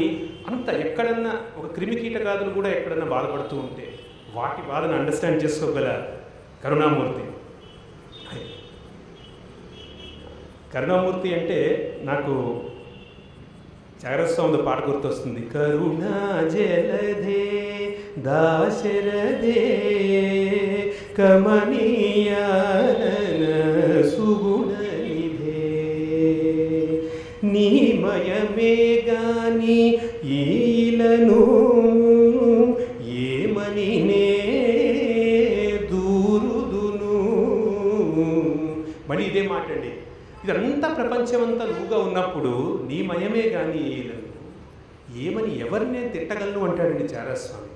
ఏమని నేను దూరుదును, ఎవరు నన్ను బాధించారని చెప్పను, ఎవరు నాకు కష్టపెడుతున్నారని చెప్పను, ఏ విధంగా చెప్పను అంటారు. నిజదాసుల అనుభవమొకటి, నిన్ను తెలియని జనము మతమొకటి, కరుణా జలధే దాశరథే. ఆ విధంగా కరుణామూర్తి స్వామి ఇచ్చిన వాటితో మొదటి ప్రస్థానం చేసుకుని ఇంకొంచెం స్వామిని హృదయంలో నిలుపుకోవడం అనే విషయాలు జరిగిన సన్నివేశాలు కొన్ని చెప్తాను. హృదయ ప్రస్థానంలో మేము ఫస్ట్ ఇయర్లో వెళ్ళినప్పుడే స్వామి వైట్ ఫీల్డ్లో ఉన్నామండి. ఆ టైంలో వైట్ ఫీల్డ్కి వెళ్ళాము. అన్ఫార్చునేట్లీ స్వామి మేము 93లో వెళ్ళిన సంవత్సరంలోనే ఒక నెల ఉండి బృందావనికి వెళ్ళిపోయారు. ఇంకా పుట్టపర్తిలో ఉండకుండా పుట్టపర్తిలో ఒక ఇన్సిడెంట్ జరగడము, మళ్ళీ వాళ్ళంతా అక్కడ పూర్ణచంద్ర ఆడిటోరియం అన్ని, పూర్ణచంద్ర కాదు మన కుల్వంత్ హాల్ కట్టడము, ఇవన్నీ జరిగాయి. ఆ టైంలో స్వామి ఇక్కడ నేనుంటే ఈ కట్టడాలకి చాలా కష్టంగా ఉంటుందని చెప్పి బృందావనికి వెళ్ళిపోయారు. బృందావనికి వెళ్ళిపోయిన టైంలో ఎవ్రీ ఇయర్ మాకు MBA యానివర్సరీ అయినప్పుడు August 21st, 22nd జరుగుతుంది. ఆ రోజులో స్వామి స్పెషల్గా ఇంటర్వ్యూ ఇచ్చేవారు. అయితే ఈ ఏడు స్వామి ఇక్కడ లేరు కాబట్టి ఎలా పిలుస్తారు అనుకున్నాను. ఇంతకన్నా ముందు ఒక ఇన్సిడెంట్ జరిగిందండి. August 15కి పిల్లలు స్వామి దగ్గర ఒక మ్యూజిక్ ప్రోగ్రామ్ చేసేవారు ఆ రోజుల్లో ఎవ్రీ ఇయర్. స్వామి ఇక్కడ లేరు కాబట్టి ఇంక మ్యూజిక్ ప్రోగ్రామ్ ఎట్లా చేస్తాము లేదు అని అనుకుంటున్న టైంలో హనుమంతరావు గారు అని మాకు ఉండేవారు అప్పుడు వైస్ ఛాన్సలర్. ఆయన మమ్మల్ని పిలిచి ఎందుకు మ్యూజిక్ ప్రోగ్రామ్ ప్రిపేర్ అవ్వట్లేదు అన్నారు. అనేసరికి స్వామి ఇక్కడ లేరు కదా అంటే చివాట్లు పెట్టారు. స్వామి ఇక్కడ ఉండడం ఏంటి, అక్కడ ఉండడం ఏమిటి, మీరు చేయాల్సిందే మ్యూజిక్ ప్రోగ్రామ్ స్వామికి అని చెప్తే ఆ రోజు ఆ ఇయర్ మేము ఆడిటోరియం, ఇన్స్టిట్యూట్ ఆడిటోరియంలోనే మ్యూజిక్ ప్రోగ్రామ్ చేశారు స్వామికి. చేసిన దాంట్లో మొట్టమొదటి పాట నేను పాడాను. అది శంకరాభరణ సినిమాలోని శంకరనాథ శ్రీరామర పాట. ఆ పాట పాడి ఇది August 15 జరిగిందండి. వెనకాల స్వామి ఫోటో, పెద్ద ఫోటో ఉంది, నిలువుగా ఉండేది. నేను పాట పాడేసిన తర్వాత పైకి వెళ్ళి చరణంలో రెండో చరణంలో పైకి వెళ్తున్నప్పుడు వెనక అందరూ చప్పట్లు కొట్టడం మొదలుపెట్టారు. నిజంగా చెప్పాలి అంటే నేను అనుకున్నది ఏంటంటే నా పాటకు చప్పట్లు కొడుతున్నారు అనుకున్నాను. నేను కళ్ళు మూసుకుని పాడుతున్నాను, ఇది నా పాటకు చప్పట్లు కొడుతున్నారేమో అనుకున్నాను. తర్వాత జరిగిన విషయం తెలిసింది ఏమిటంటే, ఆ ఫోటో స్వామి ఉంటే ఆ పైన ఇంత పెద్ద తామర పువ్వు పెట్టారు ఎవరు. ఇంత పెద్ద తామర పువ్వు ఆ పైకి వెళ్ళినప్పుడు మెల్లిగా ఇట్లా పడి ఉంటాడు. పడేసరికి అందరూ చప్పట్లు కొట్టేసరికి ఓహో దీనికి పడి చప్పట్లు కొట్టారా అనుకుని తర్వాత ఎవరో నాకు ఆ తామర పువ్వు ఇచ్చారు, నేను దగ్గర పెట్టుకున్నాను, అయిపోయింది. ఇది 15 జరిగింది. 21 ఒక వారం రోజుల్లో మేము అక్కడికి వెళ్ళాం స్వామితో ఇంటర్వ్యూ కోసం. వైట్ ఫీల్డ్కి పిలిచారు మమ్మల్ని. త్రై బృందావనంలో ఫస్ట్ ఎక్స్పీరియన్స్. సో స్వామి దగ్గరికి వెళ్ళేసరికి స్వామి పాటలు ఎక్స్పెక్ట్ చేస్తారు కాబట్టి మనం పాటలతో రెడీగా ఉండాలి అని చెప్పి 2-3 పాటలు అది ప్రాక్టీస్ అందరూ నేను 2-3 పాటలు అనుకున్నాను, మిగతా వాళ్ళు అందరూ ప్రాక్టీస్ చేసుకున్నాము. మా హార్మోనియం అని అవన్నీ పక్కన పెట్టుకున్నారు. సో వెళ్ళాము. వెళ్తూనే స్వామి లోపలికి వచ్చారు. వచ్చి జూలాలో కూర్చునే ముందర స్వామి అందరినీ చూసి బాయ్స్ హౌ ఆర్ యూ అన్నారు. చాలా కష్టంగా ఉండేది ఆ రోజుల్లో హాస్టల్లో బాయ్స్ స్టూడెంట్స్ సంబంధించిన కొన్ని ఇన్సిడెంట్స్ జరగడంతో బాయ్స్ అందరూ చాలా బాధపడుతూ అఖండంగా నామం అది చేస్తూ స్వామి గ్రేస్ కోసము హాస్టల్లో ఒక విధంగా జరుగుతూ ఉండేది. చాలా బాధపడుతూ ఉండేవారు. కంటిన్యూస్గా నామము భజనలో అని జరుగుతూ ఉండేవి హాస్టల్లో. ఆ టైంలో స్వామి అక్కడికి దర్శనం ఇచ్చారు. వచ్చి ఒకరిద్దరు స్టూడెంట్స్ కనబడడం అనేది జరిగి హాస్టల్లో వరండాలో నడవడం అనేది జరిగి చూశారు కొంతమంది. అయితే స్వామి వాటిలన్నింటినీ కన్ఫర్మ్ చేశారు. వచ్చి కూర్చుని ఫస్ట్ నుంచి అక్కడ ఏమన్నారంటే, బాయ్స్ నేను పుట్టపర్తికి వచ్చాను 3 సార్లు వచ్చాను అన్నారు స్వామి.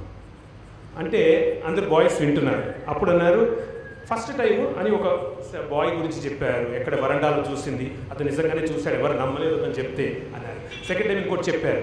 3వసారి అన్నారు, 3వసారి శివకుమార్ పాట పాడుతున్నప్పుడు ఆగస్ట్ 15 పువ్వు పడేశాను చూసారా మీరందరూ, అది నేనే పడేశాను. చాలా థ్రిల్లింగ్గా అనిపించింది. ఎందుకంటే స్వామి చిన్నపిల్లవాళ్ళగా అట్లా చెప్తున్నప్పుడు ఎంతో థ్రిల్లింగ్గా ఉందన్నమాట. స్వామి నేనే పడేశాను నాకు ఎంత చక్కగా మెల్లిగా పడింది చూసారా అన్నారు స్వామి. అంటే అప్పుడు నా వైపు చూసి స్వామి కూర్చోకముందే సరే ఆ పాట మళ్ళీ పాడు అన్నారు. That's the best experience I ever had అంటారు స్వామి. నేను అసలు పాటగాడిని కాదు, ఏదో పాడతాను, కానీ స్వామి ఎదురకుండా నుంచుని స్వామి అక్కడ నుంచుంటే అప్పటికి ఇంకా స్వామికి మంచి కొంచెం జుట్టు ఉండేది. శంకరనాథ శరీర పాట పాడుతూ ఉంటే పరవశాన శిరసూగంగా ధరకు జారెన ఆ శివగంగ, చక్కని సాహిత్యం.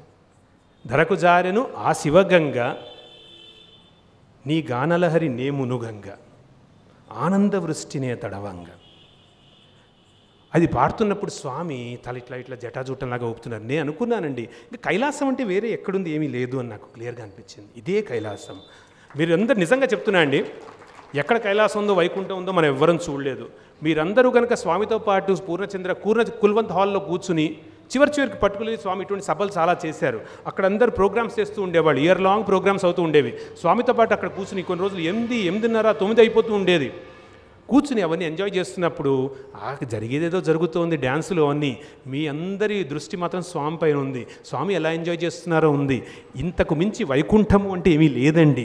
అక్కడ సనక సనందాదులు ఉన్నారా, నారదులు ఉన్నారా, ఎవరున్నారో కానీ మనకు తెలియదు. కానీ సజీవంగా ఇక్కడ కూర్చుని ఈ ఆనందం పొందినది ఇదే వైకుంఠం అంటే అని నాకు అనిపించింది. ఆ రోజు అదే కైలాసం అనిపించింది త్రయ బృందావన స్వామి దగ్గర ఉన్నప్పుడు. అయితే మన ట్రైన్డ్ మ్యూజిషియన్స్ కాదు కాబట్టి నాకున్న చపల చిత్తం వల్ల ఆ పైకి వెళ్తున్నప్పుడు ఎక్కడో కొంచెం వెళ్ళినట్టు. ఇంకా స్వామి అన్నారు నుంచుని ఎంత విని బాగుంది, పాట బాగుంది, కానీ చివరికి ఉంది చూడదు, ఇంకొంచెం పైకి తీసుకెళ్ళాలి సరేనా అన్నారు. సరే స్వామి. తర్వాత ఇంకో పాట పాడన్నారు. అంటే నేను ప్రిపేర్ అయిన పాట పాడాను. ఇవాళ నాకు గుర్తొస్తోంది, ఈరోజు నేను కూడా మీతో షేర్ చేసుకుందామని. ఎందుకంటే మాకు విజ్ఞాన సమితి అనే సభలో ఖైరతాబాద్లో ఇవాళ 108 రామదాస్ కీర్తనలు పొద్దున్నుంచి 9 నుంచి రాత్రి 9 వరకు ఇప్పుడు జరుగుతోంది, అక్కడ చేస్తున్నారు. 108 నేదురు కృష్ణమూర్తి గారు ట్యూన్ చేసినవి రామదాస్ కీర్తనలు పాడుకుంటున్నారు వాళ్ళు. ఆ మహానుభావుడి కీర్తన ఒకటి స్వామి దగ్గర పాడాను. ఈ పాట పాడినప్పుడు మనం మంగళంపల్లి బాలమురళీకృష్ణ గారిని కూడా గుర్తు తెచ్చుకోవాలి. రీసెంట్గా స్వర్గస్థులయ్యారు. ఎందుకంటే ఆయన ద్వారా పాపులరైజ్ అయిన పాట. పలుకే బంగారమాయన కోదండ పాణి పలుకే బంగారమాయన పలుకే బంగారమాయే పిలచీన పలుకవేమి పలుకే బంగారమాయే పిలచీన పలుకవేమి కలలోని నామస్మరణ మరువ చక్కని తండ్రి పలుకే బంగారమాయన భక్తుడికి స్వామి పలుకు ఎప్పుడు బంగారం అంటే అంత ప్రెషియస్ ఏమైందంటే, నేను కనుక స్వామి స్వామి స్వామి స్వామి అంటూ ఉంటే ఏమి ఏమి ఏమి ఎక్కడున్నావు, ఏం చేస్తున్నావు అని నాతో పాటు లోపల నుంచి ప్రతిధ్వనిలాగా వినిపించాలని భక్తుడు అనుకుంటాడు. అప్పుడప్పుడు ఆ కనెక్ట్ పోయి బాధపడుతున్నప్పుడు చెప్పిన కీర్తన ఇది, పలుకే బంగారమాయన. ఎందుకు నేను అంటుంటే, నేను నీతో మాట్లాడుతుంటే నీ వైపు నుంచి ఎందుకు ప్రతిస్పందన లేదు అన్న ఒక భావం. పలుకే బంగారమాయన, పలుకే బంగారమాయే పిలచిన పలుకవేమి. నేను ఆ విధంగా ఈ విధంగా భక్తుడిని కాదు స్వామి. నిద్రపోతున్న మామూలుగా వేకుజాములో ఉన్నప్పుడు అందరం కూడా స్వామి స్వామి స్వామి అంటాము. కానీ స్వప్నంలో కూడా నాకు ఏ స్వప్నం వస్తోంది అంటే రామదాస్ అంటారు, కలలో నీ నామస్మరణ మరువ చక్కని. స్వామి కథ చెప్పారు. ఒక రాజు రాణి రాణి చాలా వ్రతాలు నోములు పూజలు అన్నీ చేస్తూ ఉండేట ఆవిడ. రాజు ఎప్పుడు చేస్తూ ఉండేవాడు కాట, తెలిసిన కదే. అయితే ఈయన ఎట్లాగైనా సంస్కరించాలి అని అనుకుంటూ ఉండేట ఆవిడ. ఎట్లా ఈయనకు వచ్చేది, ఈయనకి భక్తి ఎట్లా వస్తుంది అనుకునేట. ఒకరోజు రాత్రి ఆయన పడుకున్నప్పుడు రాణికి ఎందుకో నిద్రపోకపోతే పొరపాటున నోట్లోంచి ఆయనకి రామ అన్న పదం వచ్చింట ఆ రాజుకి. వచ్చేసరికి ఆవిడ ఎంతో ఆనందంగా, మొన్నాడు పొద్దున ఎక్కడ పడితే అక్కడ, ఆవిడ రాజుకు తెలియదు ఈ విషయం, ఎక్కడ పడితే అక్కడ అన్ని తోరణాలు కట్టించేసి ఫెస్టివల్ లాగా చేస్తూ ఉంటా. పొద్దున లేచి రాజు ఏమిటి ఇదంతా ఎందుకు చేస్తున్నావు అంటే, ఆ రాణి అందిట, ఇంతకన్నా పవిత్రమైన దినం నా జీవితంలో లేదు, మీ నోటి నుంచి ఒక్క మాట వినాలనుకున్నాను రామ అని అది వచ్చిందనేసరికి ఆయన ఎంతో బాధపడి, అయ్యయ్యో ఇంతవరకు లోపలున్న రామ బయటకు వచ్చేసిందే అని బాధపడ్డాట ఆయన. స్వామి ఈ మాట అన్నారు, ఈ కథ చెప్పారండి. అంటే భక్తి అనేది ప్రదర్శించేది కాదు, ఫస్ట్ పాయింట్. రెండోది ఎవరి భక్తి వారిది, కంపారిజన్ లేనిది అనేది రెండో పాయింట్. అయితే పలుకే బంగారమాయనలో స్వప్నంలో కూడా నేను నీ గురించి మాట్లాడుతున్నాను అంటే ఆ స్టేట్ రావాలి అంటే మనకి ఆ లోపల ఒక విధంగా హృదయంలో ఆయన వెళ్ళిపోవాలండి. అదే హృదయ ప్రస్తావన నాకు అనిపించింది. అది ఆ రోజు పాట పాడిపోయి అయిపోయిన తర్వాత ఒక విషయం స్వామి అన్నారు. ఆ విషయం ఒక టీచింగ్ లాగా మనం తీసుకోవాలి. అంతా అయిపోయిన తర్వాత స్వామి అన్నారు, చూడు నీ ఎదురుకుండా నేను నుంచునున్నాను, నీతో మాట్లాడుతున్నాను, నేను పాట పాడమన్నాను, నువ్వు పలుకే బంగారమాయన నన్ను అంటున్నావు. స్వామి అన్నారు, పలుకేమీ బంగారం కాలేదు బంగారు, నువ్వు సాయి అని పిలు, నేను ఓయి అని పలుకుతాను. ఇది స్వామి చెప్పిన మాట అండి. పలుకేమీ బంగారం కాలేదు బంగారు, ఇది నిజమండి. అందుకనే నేను ఇందాక అన్నాను, మనందరము సహారాదో భగవాన్ మై బహుత్ పాపీ హూ ఇవన్నీ మానేసేయాలండి.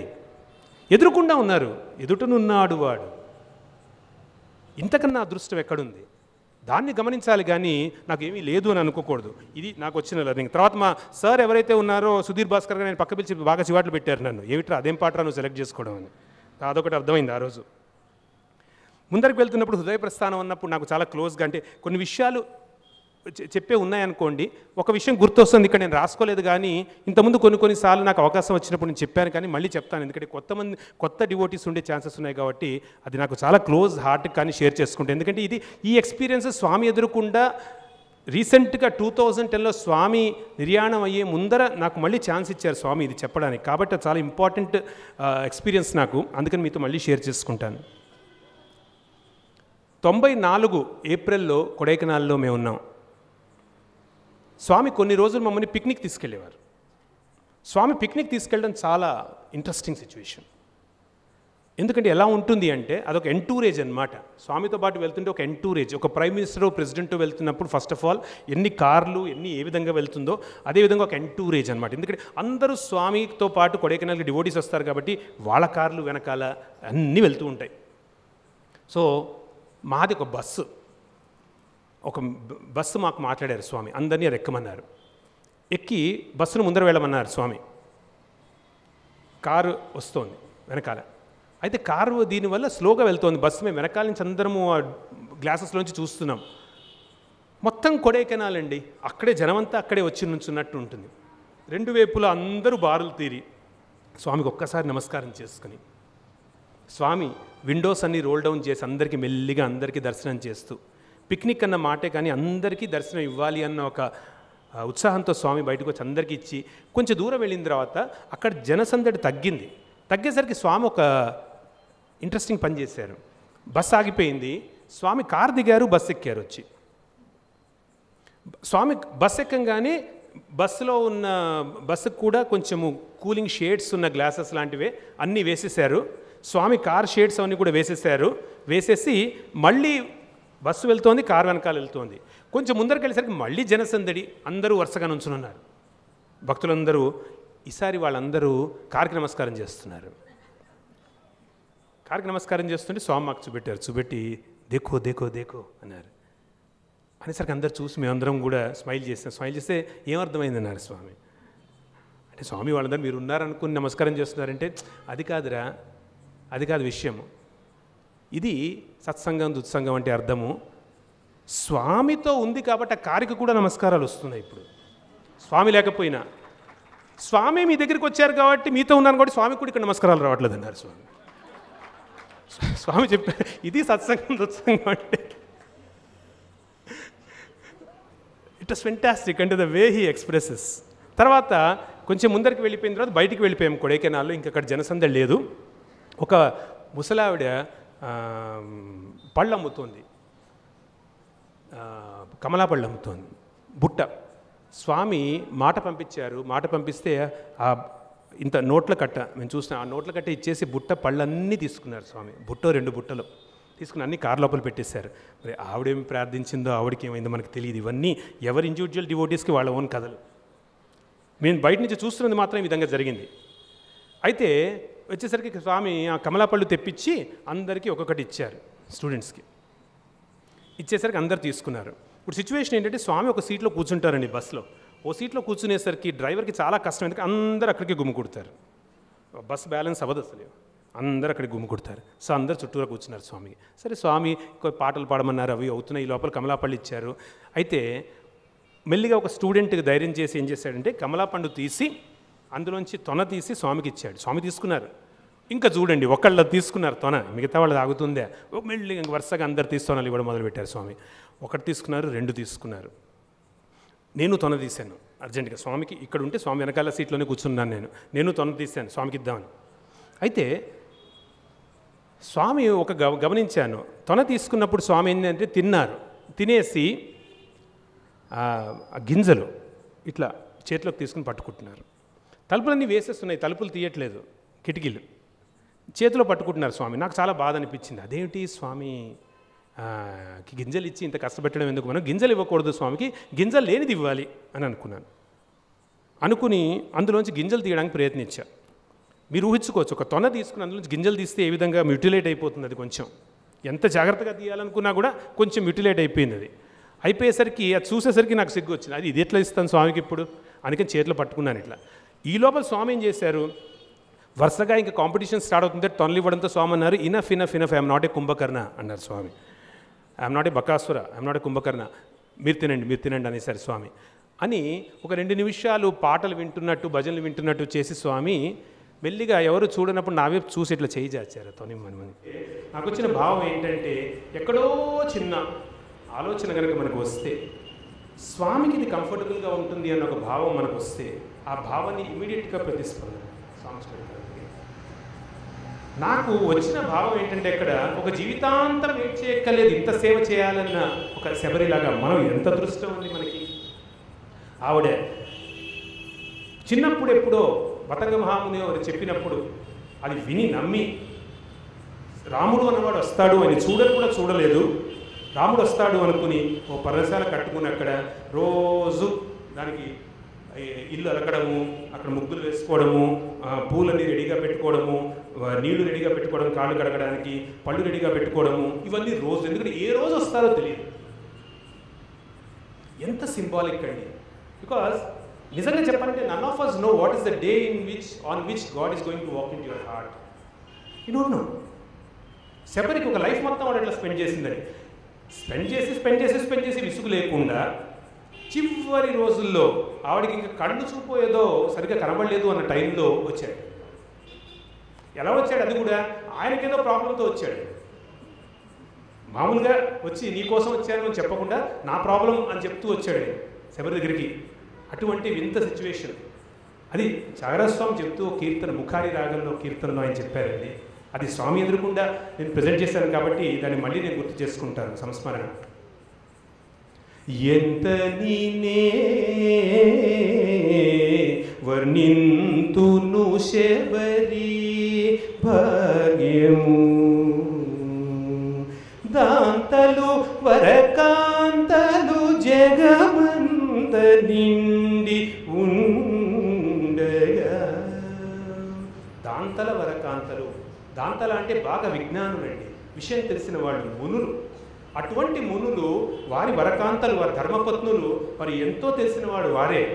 అటువంటి మహానుభావులు స్త్రీలు అటువంటి వాళ్ళు ఎంతోమంది ఉండగా ఆ రోజుల్లో జాగరస్వామి అంటారు, ఇంతమంది కాదు, వీళ్ళందరిలో రాముడు శబరిని చూసి చేసుకున్నట్టు ఎంతనే వర్ణించిన శబరి భాగ్యం. దాంతల వరకాంతలు జగమంత నిండి ఉండగా. అబ్బా ఏం లక్కి వృద్ధి అని. సరే, ఆ జరుగుతున్న సిచ్యువేషన్, ఆ రోజు సన్నివేశం ఎలా అయింది అని డిస్క్రైబ్ చేస్తారు ఆయన. కనులార సేవించి కమ్మని ఫలములనొసగి. కనులార సేవించి అంటే బాగా తనివి తీరా సేవించింది అని ఒక అర్థం చేసుకోవచ్చు.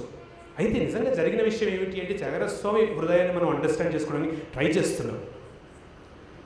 ఆవిడ వంగిపోయి ఉంది, ముసలిది అయిపోయి, కంటికి పొరలు కప్పేసాయి, సరిగ్గా కనబడట్లేదు, క్యాటరాక్ట్ ఏదో ఉంది, రాముడు విగ్రహం సరిగ్గా కనబడట్లేదు. అటువంటి ఒక పరిస్థితిలో ఆవిడ తలెత్తి కూడా చూడలేనిది, తన పరిస్థితి చూసుకుని తానే దుఃఖపడుతూ రాముడు ఇక్కడికి వచ్చాడు కానీ నేను చూడలేకపోతున్నానని పాదాలు మాత్రం చూడగలుగుతూ అంట. చూస్తున్నప్పుడు కంటి నుండి జలధార టపటప టపటప కారుతోందిట. ఆ కారిన జలధార కాళ్లను కడిగేస్తే కనులార సేవించి. పత్రం, పుష్పం, ఫలం, తోయం, భక్తి, ఈ 4 తార్కాణాలను భగవద్గీత చెప్తుంది. పత్రము అంటే ఆకు అంటే శరీరం అని చెప్పిందండి. పుష్పము, ఫలము, కర్మఫలాలు, ఇవన్నీ ఎట్లా చెప్పుకున్నా కూడా తోయము అన్న దానికి ఇంపార్టెన్స్ ఏంటి అంటే కంటి నుండి వచ్చిన ధార, ఆనంద బాష్పాలు, భగవత్ స్వరూపం అంతా చూడగలగడము, అది చూసినప్పుడు వచ్చే ఆనంద బాష్పాలు ఏవైతే ఉంటాయో అది నిజంగా మనం అర్పించే నీరుటండి. చెంబుతో నీళ్ళు తీసుకొచ్చి ఎంసీహెచ్ వాటర్ ఇవన్నీ ఇవ్వడం కాదు అని జాగరస్వామి అన్నారండి. కనులార సేవించే, నిజంగా కన్నులు వచ్చినందుకు. नयन दिए दर्शन करने को, श्रवण दिए सुन ज्ञान रे, हरि भजन को मान रे. कबीरदास वदन दिए तव गुण गाने को, हाथ दिए कर दान रे, हरि भजन को मान रे. ప్రతి ఆర్గన్, ప్రతి అవయవం ఇచ్చిన దానికి ఒక పర్పస్ ఉంది. కన్నుకి ఇచ్చిన పర్పస్, కంటి నుంచి తోయం వచ్చి కనుక భగవంతుడి పాదాలు. ఆర్ భగవత్స్వరూపమైన ఈ విశ్వంలో ఎవరు బాధపడినా భగవత్స్వరూపం, వారు బాధపడినప్పుడు వారి కన్నీరు బదులు ఈ కన్నీరు వచ్చినప్పుడు నిజంగా దాని పర్పస్ అని చెప్పుకోవాలి. కనులార సేవించి కమ్మని ఫలములను సగి. ఏమిటండి కమ్మని ఫలాలు? ముసలావిడ నడుము వంగిపోయిన ఆవిడ ఎక్కడి నుంచి ఏరి ఏ ఫలాలు తీసుకొస్తుంది ఆవిడ? అంత కమ్మని ఫలాలు ఎట్లా ఇస్తుంది? ఏ రోజు వస్తాడో తెలియదు అంటే జాగరస్వామి అంటారు, ఇది ఆ ఫలాలు అనుకోకండి, ఈ ఫలాలు కర్మ ఫలాలు అంటారు. ఒక జీవితాంతం చేసిన సత్కర్మ ఎటువంటిది అంటే దాని ఫలాలు ఎంత తీయగా ఉంటాయంటే అది ఎంత ఎంగిలి చేయడం అన్న దానికి అర్థం అండి. అంటే తాను ఫస్ట్ కర్మను అనుభవించి ఆ రోజు ఆ మూమెంట్ వచ్చేసినప్పుడు ఇంకా కర్తృత్వం అనేది లేకుండా ఆయనకు అర్పించేస్తుంది మొత్తం సమర్పణ ఆవిడ చేసింది. కాబట్టి కనులార సేవించి కమ్మని ఫలములను నొసగి. ఇంకా ఆవిడకి జీవితం అనేది అవసరం లేటండి, ఎందుకంటే కర్మ ఫలాన్ని మొత్తాన్ని ఇచ్చేసింది కాబట్టి. తనువు పులకరించ పాద యుగములకు మ్రోకి. తనువు పులకరించ పాదయుగములకు మొక్కి. చాలా సింపుల్గా చెప్పుకుంటే ఏంటంటే పాద నమస్కారం చేసుకుంటే తనువు పులకరించింది అనుకోవడం కూడా కరెక్ట్ కాదని చెప్తారని జాగరస్వామి. ప్రాణం కర్మ మొత్తం అయిపోయిన తర్వాత ఇంకా ప్రాణం వెళ్ళిపోతుంది, ఆవిడ జీవితం అనే దానికి మీనింగ్ లేట, ఇంకా అర్థం లేట, అవసరం లేదుట. అందుకని రాముడికి చెప్పవలసిన మంచి వాక్యాలు చెప్పింది, రాముడిని ఊరటపరిచింది, సీత దొరుకుతుంది అని చెప్పింది. ఇవన్నీ చెప్పిన తర్వాత ఆ పాదాలకి నమస్కరించి ఆ పాదాల మీదే ప్రాణం పోగొట్టుకుంటారు, ప్రాణం వదిలేసింది. తను పులకరించ. ప్రాణము కాన్షియస్నెస్ ఈ శరీరాన్ని వదిలేస్తున్నప్పుడు ఒక విద్యుల్లతలాగా ఒక విధమైన పులకరింత, ఎవరికి తెలివి ఉంటుందో వారికి ఆ పులకరింత తెలుస్తుంది అని చెప్తారండి. కానీ మామూలుగా మనం చూసుకుంటే చావు అనేది, మరణం అనేది వచ్చినప్పుడు 199 మందికి ఆ తెలివి అనేది తప్పుతుంది. తెలివి కనుక ఉంటే ఈ విద్యుల్లతలాగా ఇది బయటికి వెళ్తున్న అనుభవం కూడా వస్తుంది అని మన పెద్ద శాస్త్రాలు చెప్తాయి. కాబట్టి చాగరస్వామి అదే విషయం చెప్తున్నారు శబరికి. అంత గొప్ప లైఫ్ ఆవిడది. తనువు పులకరించ పాదయుగములకు మురొక్కి ఇనకులపతి సముఖంబున పునరావృత్తి రహిత పదమును పొందిన త్యాగరాజను తురాలి పుణ్యంబును ఎంత నీనే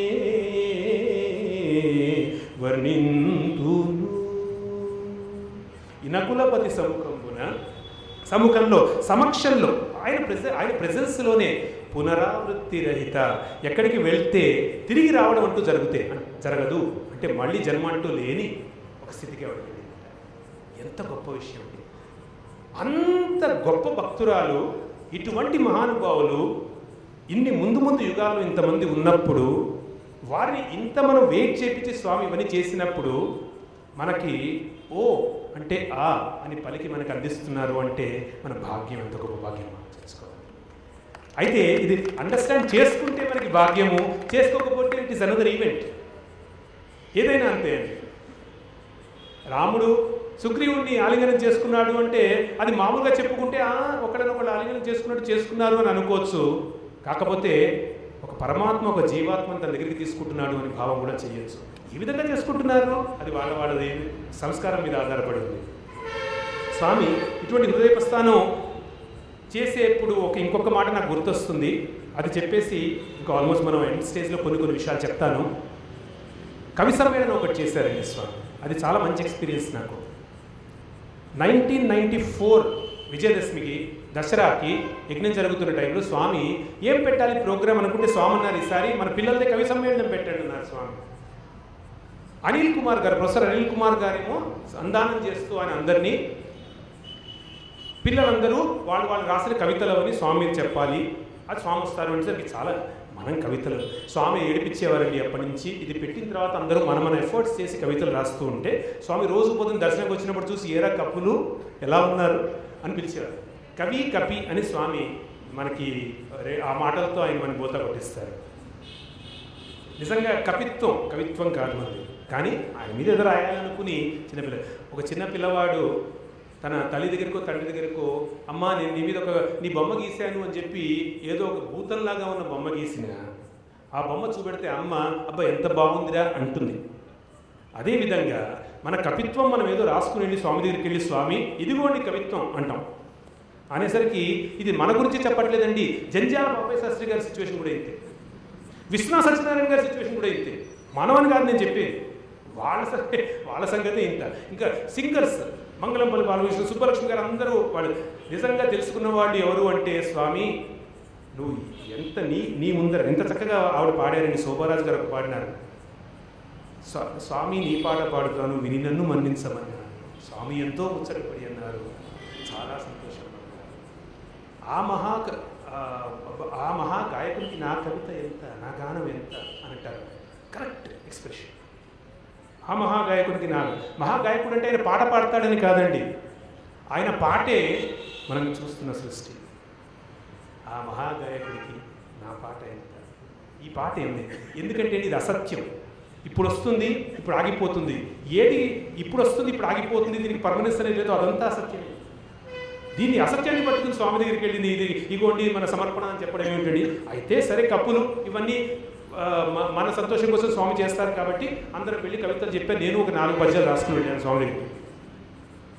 సో ఆ 4 పద్యాలు నేను 4 రాగాలు నాకు వచ్చినట్టు కట్టి నేను స్వామి దగ్గర పాడేశాను. అవతార పురుష, ఒక పద్యం మాత్రం మీకు చెప్తాను. అవతార పురుష మీదు ఆనతి వినక అవని అవకతవకలతో బ్రతుకువారమే అవగుణములు హృదిని చేర్చి భవము వీడక అవకాశము జార విడుచు నిర్భాగ్యులమే నిర్భాగ్యులమే అయినా మేము మీ వారమే. స్వామికి నచ్చింది. ఎందుకంటే ఈ పద్యాల ధోరణిలో అంత ఫస్ట్ 4 లైన్స్ తిట్టుకుని మనం నేను ఇట్లా ఉన్నాను, నేను పాపోహం పాపకర్మం ఈ విధంగా తిట్టుకోవడము, చివరికి మాత్రం ఒక మాట పెట్టడం, లంక పెట్టడం ఏంటంటే స్వామి నేను ఎట్లా ఉన్నా కూడా మీ వాళ్ళని ఇంకరిస్తాను అని పెట్టేసరికి స్వామికి నచ్చింది. అది స్వామి నేను గుర్తుంది, నేను ఇక్కడ పూర్వచంద్రాల్లో కూర్చుని ఇట్లాగే పాడుతుంటే స్వామి అక్కడ కూర్చున్నారండి. అంత దూరంగా ఈ కుర్చీ ఉన్న దానికన్నా చాలా దూరంగా ఉంది, అంత దూరంగా కూర్చున్నారు. కూర్చుని స్వామి కళ్ళప్పకి చిట్లాగా వింటున్నారు, చాలా క్యాషియస్గా వింటున్నారు. వినేసి మొత్తము అయిపోయిన తర్వాత దగ్గరికి వచ్చారు. దగ్గరికి వచ్చి అప్పట్లో మాకు అందరికీ కొన్ని ఏవో చెంబులు షాలు అవన్నీ ఇచ్చారు. స్వామి గారు చెప్తున్నారు మిగతా మూడు కూడా తప్పకుండా. ఎమ్మెల్యే స్వామి గారు చెప్పింది స్వామి ఆదేశమే. కన్నులుండి నీ దివ్యమూర్తిని కనక అన్ని ఉండి ఏమి లేని గుడ్డివారమే. వీణులు చాలా జాగ్రత్తగా ఆలోచించాలండి. స్వామి చెప్పారు చర్మచక్షువులు కాదు జ్ఞానచక్షువులతో చూడాలి. ఇదంతా సాయిమయం, ఇదంతా సాయి, ఈయన సాయి, ఈయన సాయి, ఈయన సాయి, ఈమె సాయి. ఈ విధంగా సాయి అని నేను చూడలేనప్పుడు ఇవి నేను చూసే చూపు కరెక్ట్ కాదు అని స్వామి చెప్తున్నారు. దృష్టి మారడం అంటే ఇదే. ఇది 13th chapter my Baba and I అన్న పుస్తకంలో జాన్ హిస్లాప్ గారికి స్వామి చెప్పినట్టు ఆయన మెన్షన్ చేశారు. అందరినీ చూసుకోవాల్సిందిగా నా ప్రార్థన. 2 పేజీలు ఉన్న చాప్టర్ డివైన్ విజన్, దాని పేరు దివ్య దృష్టి. దివ్య దృష్టి అంటే ఏమిటి అంటే స్వామి చెప్పారు ఏ సాధన మీరు చేసినా చేయకపోయినా పర్వాలేదు, పొద్దున లేచినప్పటికీ సాయంత్రం వరకు ఇది సాయి, ఇది సాయి, ఇది సాయి, వచ్చేది సాయి, వస్తున్న సిచ్యువేషన్ సాయి. ఈ బాస్ మిమ్మల్ని తిడుతున్నారు, ఆహా స్వామి ఎంత బాగా తిడుతున్నారని లోపల అనుకున్నారు, బయటికి అనద్దన్నారు, పిచ్చివాళ్ళు అనుకుంటారు. ఇళ్లలో గొడవలు అవుతున్నాయి, అవి చూసుకోండి, అవి అట్లా ఆ విధంగా అనుభూతి మీరు ఒక జీవితకాలం పెట్టుకోగలిగితే ఇంకా మీకు తిరుగులేదయ్యా అన్నారు స్వామి. కానీ ఏమవుతుంది చర్మచక్షులతో చూస్తే అంటే కన్నులుండి మీ దివ్యమూర్తిని గనక. సత్యజిత్ మొదటి సమర్పణ జరిగినప్పుడు ఇదే పోడియం నుంచి చెప్పిన మాట మనందరికీ గుర్తుంటుందండి. స్వామితో పాటు కారులో వెళ్తున్నప్పుడు విశ్వరూపాన్ని చూపెట్టమంటే, విశ్వరూపం చూస్తావా అంటే చూపెట్టమంటే ఏ రూపం చూస్తావని అడిగారట. నరసింహావతారం చూస్తావా, మత్స్యరూపం చూస్తావా, షిర్డీ సాయిబాబా అవతారం చూస్తావా, ఏ రూపం చూస్తానంటే ఏమీ అక్కర్లేదు స్వామి అన్నట్ట. కాదు నువ్వు ఏదో ఒకటి అడగాలి, చెప్పు ఏం చూస్తావు అంటే అన్నట్టు విశ్వరూపం చూపెట్టండి స్వామి అన్నట్ట.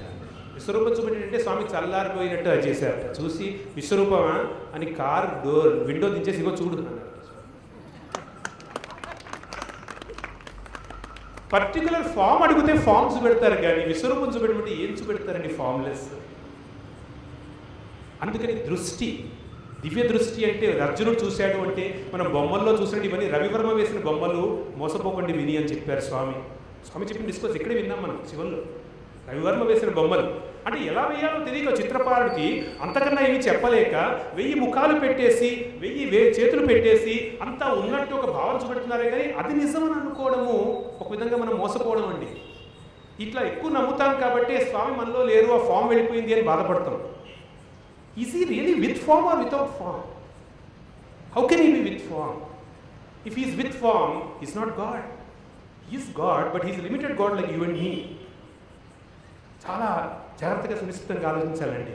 ఇవి తెలియక మోసపోతూ ఉంటాం. అటు ఇటు అక్కడ స్వామి ఉన్నారేమో ఇక్కడ స్వామి ఉన్నారేమో అనుకుని వెళ్ళిపోవడం. చాలా జాగ్రత్తగా ఉండాలి. ఎక్కడ లేరు అన్న ప్రశ్న, ఇందుగలడు అందు లేడన్న సందేహము అన్నది. అంత అనుకుంటుంటే నిజంగా స్వామి భగవత్స్వరూపం అనుకుంటుంటే ఎలా చూస్తున్నావు స్వామిని? కన్నులుండి మీ దివ్యమూర్తిని కనక అన్ని ఉండి, ఇన్ని చుట్టూ అంతా ఉన్నాయండి, అన్ని ఉండి ఏమి లేని గుడ్డివారమే. వినులుండి మీ దివ్య బోధను వినక దీనులమై హీనగతిని మసలువారమే. అయినా మేము మీ వారమే. ఇక మనసు కొద్దాం అవయవాల నుంచి. దీని బాధ ఎట్లా ఉంది అంటే నిన్నటి ఆలోచనలతో రేపటి ఊహలతోను మిన్నగు మీ సమక్షమును మరచువారమే. ఒక క్షణం అందరం కళ్ళు మూసుకుని స్వామిని ఇక్కడ ఫీల్ అవుతే స్వామి అన్నారు, this is not ordinary presence, this is omni presence, constant integrated awareness. ఇది స్వామి చెప్తున్నప్పుడు ఈ ప్రెసెన్స్ మరవడానికి మెయిన్గా నన్ను మోసగిస్తున్నది ఏంటంటే నిన్నటి ఆలోచన, రేపటి ఊహ. ఒక్క నిమిషం ఇక్కడ నన్ను నిలవడానికి వీలు లేకుండా చేస్తోందండి ఇది. తలపులన్నీ నిలిపి నిముషమైన తారక రూపుని నిజతత్వములను తెలిసి రామ చింతనతో నామము సేయవే. తలపులన్నీ నిమిషమైన, ఒక్క నిమిషం ఇక్కడ ఉంటుంది. చూసే లోపల స్వామి నడిచొస్తున్నారు, స్వామి చూసారు. నిన్న కూడా అట్లాగే ఉన్నారు, నిన్నకి వెళ్ళిపోయింది. రేపేం చేస్తారు, రేపటికి వెళ్ళిపోయింది. అక్కడి నుంచి ఎక్కడికి వెళ్తారో, నా దగ్గరికి వస్తారేమో, ఎదురుకుండా వస్తోంది కానీ దివ్యమంగళ స్వరూపాన్ని ఎంజాయ్ చేయలేకపోతున్నాను, ఈ మూమెంట్ ఎంజాయ్ చేయలేకపోతున్నాను. తర్వాత ఏమంటారో, నాకు నేను అడుగుతున్నది ఇస్తారో లేదో. ఆహా, ఎక్కడుందండి ఇబ్బంది? బయట ఎక్కడుందండి? ఇక్కడే ఉంది కదండి ఇబ్బంది. నిన్నటి ఆలోచనలతో రేపటి ఊహలతోను మిన్నగు మీ సమక్షమును మరచువారమే. అన్ని మీరనుచు పల్కునేనో పల్కినను ఇన్ని వివిధ భ్రాంతులతో బ్రతుకువారమే. అయినా మేము మీ వారమే, అయినా మేము మీ వారమే. తర్వాత సాయి అన్న తత్వాన్ని నిజంగా ఎంత సుందరమైన తత్వాన్ని మనం హృదయంలో ఎట్లా నిలుపుకోవచ్చు అని అనడానికి ఒక పద్యం చెప్పాను స్వామికి. లో రిపులను పట్టలేక లోకమునందును లోకేశుని లీల ఎరుగలేని వారమే. సత్య సాయీశ్వరా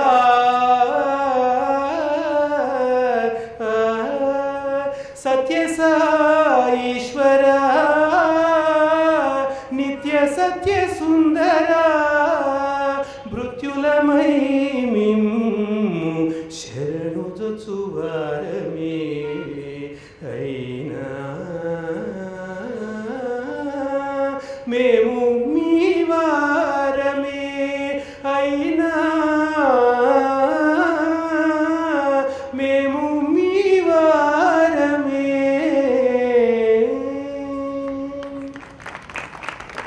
స్వామికి చాలా నచ్చినట్టుంది. పలికించేది ఆయన, పలికిడేది భాగవతమట, పలికించేడు వాడు రామభద్రుడట. నే పలికిన భవహరం అగునట. ఎవరికండి భవహరం? నాకు భవహరం. నే పలికిన భవహరం అగుట, అందువల్ల పలికిత వేరుండుగా పలుకుట. వేరే వేరేవని చెప్పుకోవడం ఎందుకండి? న్యూస్ పేపర్ల గురించి దాని గురించి మాట్లాడుకోవడం ఎందుకు? పలికేది భాగవతం అట. ఆయన గురించి మన కపిత్వం రాసి ఏదో చెప్పినా కూడా ఎంత ఆనందం అంటే ఆయనకి, అరే మన పిల్లవాడు కొంచెం మార్గంలోకి వస్తున్నాడు, వీడు ఏదో ఆలోచిస్తున్నాడు నా గురించి, వీడిని రికగ్నైజ్ చేయాలి, వీడిని ఏదో కొంచెం వీడికి తృప్తిపరచాలి. ఎందుకంటే నేను ఇప్పుడు వీడిని కనుక శభాషంత వంజు తట్టకపోతే వీడు ఆగిపోతాడు, వీడు వెళ్ళలేడు ముందరికి, వీడిని తృప్తిపరచాలి అని దగ్గరికి వచ్చి స్వామి ఇంత దగ్గరగా వచ్చి కళ్ళల్లో అంత ఆనందం చూపెడుతూ, చాలా బాగుంది, నువ్వు చివరికి తీసుకెళ్ళావు చూడు, పైకి వెళ్ళావు చూడు, ఎంతో బాగుంది, నాకు చాలా నచ్చింది. That is the golden day in my life. మన కవిత్వము, మన పాట ఆయనకి బాగుందంటారు. That is recognition, that is his way of motivating people. ఎవరినన్నా చూడండి, ఎప్పుడూ కూడా నువ్వు పనికిరావు, నువ్వు నావాడివి కాదు అని అన్న ఒక మాట కనబడుతుంది స్వామిలో. నువ్వు నావాడివి, నువ్వు బాగున్నావురా, చాలా బాగున్నావు, అందరికీ ఎంతో గోల్డెన్ మోటివేషన్. దట్ ఈస్ స్వామి, అది హృదయప్రస్థానం. తర్వాత బోధ అనేది చాలా వాటిలో జరుగుతుంది, కొన్ని తొందరగా చెప్తాను నేను. కొడైకెనాల్లో ఓసారి ఉన్నప్పుడు నేను స్వీట్లు సర్వ్ చేస్తూ ఉన్నాను. నేను స్వీట్ సర్వ్ చేసేది నాకు వచ్చింది. డిన్నర్ టైము సర్వీస్ చేస్తున్నప్పుడు అక్కడ చెన్నారెడ్డి గారి వైఫ్ అక్కడ వచ్చారు. చెన్నారెడ్డి గారు గవర్నర్గా ఉన్నారు తమిళనాడుకి ఆ రోజుల్లో 94. అప్పుడు వాడు వైఫ్ వచ్చారు, చాలా భక్తురాలు ఆవిడ. స్వామితో ఎంత చదువుగా ఉండేవారంటే ఆవిడ స్వామితో ఎట్లాగైనా ఇంట్లో వాళ్ళతో మాట్లాడేవారు స్వామితో. ఆవిడ భోజనానికి వచ్చారు. అయితే భోజనం అయిపోయి వెళ్ళిపోతున్నప్పుడు స్వామి వెళ్ళొస్తున్నట్టు మంచిది అన్నారు. స్వామి ఒక్క మాట, మా రెండో మనవాడు రాలేకపోయాడు కాబట్టి వాడికి ఒక స్వీట్ ఇంటికి తీసుకెళ్ళినా ఒక స్వీట్ ఇప్పించండి అన్నారు. అంటే ఏదో మన ఇంటికి వెళ్తే ఎవరింటికి భోజనానికి వెళ్తే ఎక్కడి నుంచి తీసుకెళ్ళినట్టు. స్వామి దానికే ఉంది అన్నారు అని నా వైపు చూసారు. అక్కడ నేను స్వీట్లు పట్టుకుని ఉంచున్నాను అనమాట. స్వీట్లు సర్వింగ్ నాది. సో నేను ఇమీడియట్గా ఏం చేశాను, ఓహో వివిఐపి చెన్నారెడ్డి గారి వైఫ్ స్వామి అడిగారు అని ఇంత పెద్ద స్వీట్ డబ్బాలు అవి పట్టుకుని రెండు పట్టుకుని ఇట్లా వెళ్ళిపోయాను స్వామి దగ్గరికి. నేను వెళ్తున్నప్పుడు దారిలోనే స్వామి వచ్చేసారు. కొంచెం దూరం, సగం దూరం వచ్చేసారు. ఆవిడ దగ్గరికి దూరం వచ్చేసి నా దగ్గర వరకు వచ్చేసి కళ్ళలో కళ్ళు పెట్టి, ఏమిటి డబ్బాలు తీసుకొస్తున్నా, ఒక్కటంటే ఒక్కటే ఇవ్వాలన్నారు స్వామి. ఒక్కటంటే ఒక్కటే ఇవ్వాలి, ప్రెసిషన్. ఎందుకంటే తర్వాత నాకు అర్థమైనది ఏమిటి అంటే, ఇది వీళ్ళందరూ విఐపీలు, ఒకరిని ఇంప్రెస్ చేసేది, ఇంప్రెషన్ కోసం ఇవి తీసుకెళ్లేది, ఇవన్నీ మనం లోకం కోసం చేసేది. లోకేశుడు ఒకటి తీసుకురమ్మంటే లోకం కోసం ఇవి తీసుకెళ్తున్నాము అంటే మనం దేని మాట వింటున్నాం? లోకేశుడి మాట వింటున్నాము, లోకం కోసం చేస్తున్నాం. ఇది మనకు వచ్చిన ప్రాబ్లం. అందరూ నేను అన్ని బాగా చేస్తున్నట్టు కనబడాలి, అందరికీ ఇంప్రెస్ చేయాలి, అందరినీ నో దిస్ నాట్ రిక్వైర్డ్ అండి. చేయాల్సినవి కొన్ని చెయ్యాలి, కానీ అతిగా కూడా చేయకూడదు. లోకేశుడి మీద దృష్టి ఉండాలి తప్ప లోకాన్ని ఇంప్రెస్ చేయాల్సిన అవసరం లేదు అనేది చాలా క్లియర్గా చెప్తారు. ఒకరోజు నేను అక్కడ దీంట్లో కూర్చున్నప్పుడు, దర్శనంలో కూర్చున్నప్పుడు స్వామి వచ్చారు. వచ్చి ఒక మాట అన్నారు. అది మామూలుగా ప్రాక్టికల్గా మాట అన్నట్టే ఉంది, మన తల్లో తండ్రిలో చెప్పినట్టు. స్వామి వచ్చి ఏరా నువ్వు అంతకుముందే ఒకసారి పాడమన్నప్పుడు నా గొంతేదో పాడవడము, దాన్ని మెసప్ చేయడం, పాటని అవి జరిగాయి. సో స్వామి వచ్చారు. ఆ రోజు వచ్చి మాట్లాడుతూ మామూలుగా, చూడు మంచి వాయిస్ ఇచ్చారు, ప్రాక్టీస్ చేయాలి అన్నారు స్వామి. నేను ప్రాక్టీస్ ఎక్కువ చేయలేదు అనుకోండి, అది వేరే విషయం. కానీ గొంతు ఎప్పుడు ప్రాక్టీస్ చేయలేదు. కానీ నాకు అందులో వినిపించింది ఏంటంటే, మంచి వాయిస్ ఇచ్చాను అంటే మంచి జీవితం జన్మ ఇచ్చాను, మంచి భావాలు ఇచ్చాను, మంచి కర్మకి తగ్గ ఫలితం ఇచ్చాను, సాధన చేయి, ఈ జన్మలోనే లాస్ట్గా చూసుకో. ఇక బయట పాటలు పాడడం అని వేరే విషయం అండి. పాడడానికి ఏమైనా పాడుకుంటూ స్వామి సమర్పణ చేస్తుంది వేరే విషయం. కానీ నిజంగా చెప్తున్నది ఏంటంటే, స్వామి ఇది లూజ్ చేసుకోవద్దు, ఈ ఆపర్చునిటీ లూజ్ చేసుకోవద్దు, మళ్ళీ రాదు, అంత ఈజీగా రాదు. మనుష్యత్వం, ముముక్షత్వం, మహాపురుష సంపర్కం అని ఆది శంకరాచార్య స్వామి చెప్పారు. మనిషిగా పుట్టడమే గొప్ప అన్నారు. అలా ముముక్షత్వం, ఏదో కావాలి, ఇక్కడ మోక్షం కావాలి అనుకోవడం రెండో గొప్ప విషయం అన్నారు. మూడోది మహాపురుష సంసర్గం. మహాపురుషులు అనుకుంటే స్వామి దగ్గరికి వెళ్ళి ఒక ఆపర్చునిటీ రావడం, కొన్ని సంవత్సరాలు ఉండడం అనేది అసలు ఎంత గొప్ప అదృష్టం అండి. గమనించావా అని స్వామి అంటారు. గమనించావా ఈ విషయం అని చెప్పడం. ఒకరోజు చాలా ఇంట్రెస్టింగ్ డ్రామాలాగా జరిగిందండి అంతా. స్వామి దర్శనానికి వస్తూ, ఈవినింగ్ దర్శనం అక్కడ కూర్చున్నాను. అంత దూరం నుంచి కొంతమంది బాయ్స్ని ఏదో అడుగుతూ వస్తున్నారు. అడుగుతూ వస్తున్నప్పుడు ఎందుకో నాకు లోపల నుంచి ఒక భావం, స్వామి నన్ను తప్పకుండా అడుగుతారు ఈరోజు, అదే ప్రశ్న నన్ను కూడా అడుగుతారు. అంతేకాకుండా అంత దూరం నుంచి స్వామి మాట్లాడుతున్నా కూడా అదేదో వినబడుతోంది నాకు. స్వామి ఏమడుగుతున్నారో వినబడుతుంది, నాకు తెలుస్తోంది. స్వామి అడుగుతున్నారు ప్రతి ఒక్కరి, కొంతమంది అబ్బాయిని, bye who is your father, what is your father, అట్లా ఏదో అడుగుతున్నారు. అందరూ చెప్తున్నారు. స్వామి నన్ను అదే ప్రశ్న వేస్తారు అని నాకు ఎందుకు అనిపించింది. ఇది లాజికల్ థింకింగ్ కాదండి. లాజికల్గా మనం ఎవరైనా అనుకోగలం, స్వామి మనం ఏమడుగుతారు, మనం ఒకటి అనుకుంటే ఇంకోటి అడుగుతారు. సమయానికి తగు మాట్లాడాను, సాధించినేమో మనసు, ఇది ఆయన నేచర్. కాబట్టి మనం అనుకున్నది ఆయన మనం అనుకున్నామని అడగారు. కానీ చాలా గట్టిగా అనిపించింది ఆ రోజు. ఏంటంటే స్వామి వచ్చి నన్ను అడుగుతారు, ఏమడుగుతారు, వాట్ ఈజ్ యువర్ ఫాదర్ అని అడుగుతారు. సో వచ్చేసరికి నేను ఏం చెప్పాలి అనే ఆన్సర్ కూడా వచ్చేసింది, లోపల రెడీగా ఉన్నాను. స్వామి వచ్చారు. ఇంకా ఆ జరిగేది అక్కడి నుంచి నెక్స్ట్ 2-3 minutes మొత్తం డ్రామా, ఒక సినిమా జరుగుతున్నట్టు స్వామి నాకు చూపెట్టారండి. అంటే ముందటే నేను స్క్రిప్ట్ అంతా నీకు చెప్పేశాను ఏమవుతుందో. ఆ స్క్రిప్ట్ అంతా ఇప్పుడు జరగబోతోంది, మన ఇద్దరం యాక్ట్ చేస్తున్నాము, నేను యాక్ట్ చేస్తున్నాను, నువ్వు యాక్ట్ చేస్తున్నావు, ఈ యాక్షన్ చేద్దాము అన్నట్టుంది నిజంగా. స్వామి వచ్చారు. వచ్చి నన్ను చూస్తూ, అంటే నీకు తెలుసు నేను అడుగుతానని, తెలిసింది నేను ఇప్పుడు చేస్తాను అన్నట్టు, boy what is your father. నేను రెడీగా ఉన్నాను నా డైలాగ్తో. నేను అన్నాను స్వామితో, Swami my father is a managing director. అవి అవ్వచ్చు కాకపోవచ్చు కదండి. అంటే స్వామికి ఫిజికల్గా చూసుకుంటే కనుక మేనేజింగ్ డైరెక్టర్ ఎవరైనా ఫాదర్ కావచ్చు. మా నాన్నగారు కాదు, మా నాన్నగారు పోస్ట్ అండ్ టెలిగ్రాఫ్స్ డిపార్ట్మెంట్లో ఆడిట్ ఆఫీసర్గా ఉండేవారు. నేను మేనేజింగ్ డైరెక్టర్ అన్నాను. అనేసరికి స్వామి నాకు తెలుసు ఆయన కాదని, ఏంటి ఇట్లా చెప్తున్నావు అన్నట్టు మొహం పెట్టి, మేనేజింగ్ డైరెక్టర్ విచ్ కంపెనీ అన్నారు స్వామి. అనేసరికి నేను కూడా ఏం తక్కువ తీయనట్టు దాని మొత్తం ఇది ఆన్సర్ అంతా స్క్రిప్ట్, ఎవ్రీథింగ్ స్క్రిప్టెడ్, అంత ముందు తెలుసు, స్వామికి అడుగుతారని తెలుసు. అప్పుడు నేను Swami he's the managing director of the entire universe అనేసరికి స్వామి చాలా ఆశ్చర్యపడినట్టు ఇట్లా చూసి గట్టిగా నవ్వి అటు పక్కన వరండాలో ఉన్న ఒక విఐపితో మాట్లాడుతూ దేకా मैंने बॉय को पूछता है, इतना स्वामी हिंदी इतना क्या बोलते हैं, मैंने बॉय को पूछता है फादर के कौन है, ही कॉल्स मी फादर, स्वामी को फादर बोलता है అని గర్వంగా చెప్పుకున్నాడు. స్వామికో ఫాదర్ బోల్తా అని ఆయనతో చెప్పేసి నా వైపు తిరిగి మళ్ళీ హైదరాబాద్ బాయ్స్ అందరికీ యుక్తిరా నాకు తెలుసు అని చెప్పాడు స్వామి. యుక్తి ఎక్కువరా. సో ఇది 94లో జరిగిన విషయం, 94-95లోనో జరిగిన విషయం. 2005లో 10 ఏళ్ళు అయిపోయిందండి, అప్పటికి 10-11 ఏళ్ళు అయింది. మాకు ఎంబీఏ రీకనెక్ట్ అని ఒక మీటింగ్ జరిగింది. ఎంబీఏ వాళ్ళందరూ అంతవరకు ఎంబీఏ చేసిన వాళ్ళందరూ కలిసి స్వామి దగ్గరికి వెళ్దాము వెళ్ళడము ఒక 600 మందో ఎంతమంది ఉన్నాము.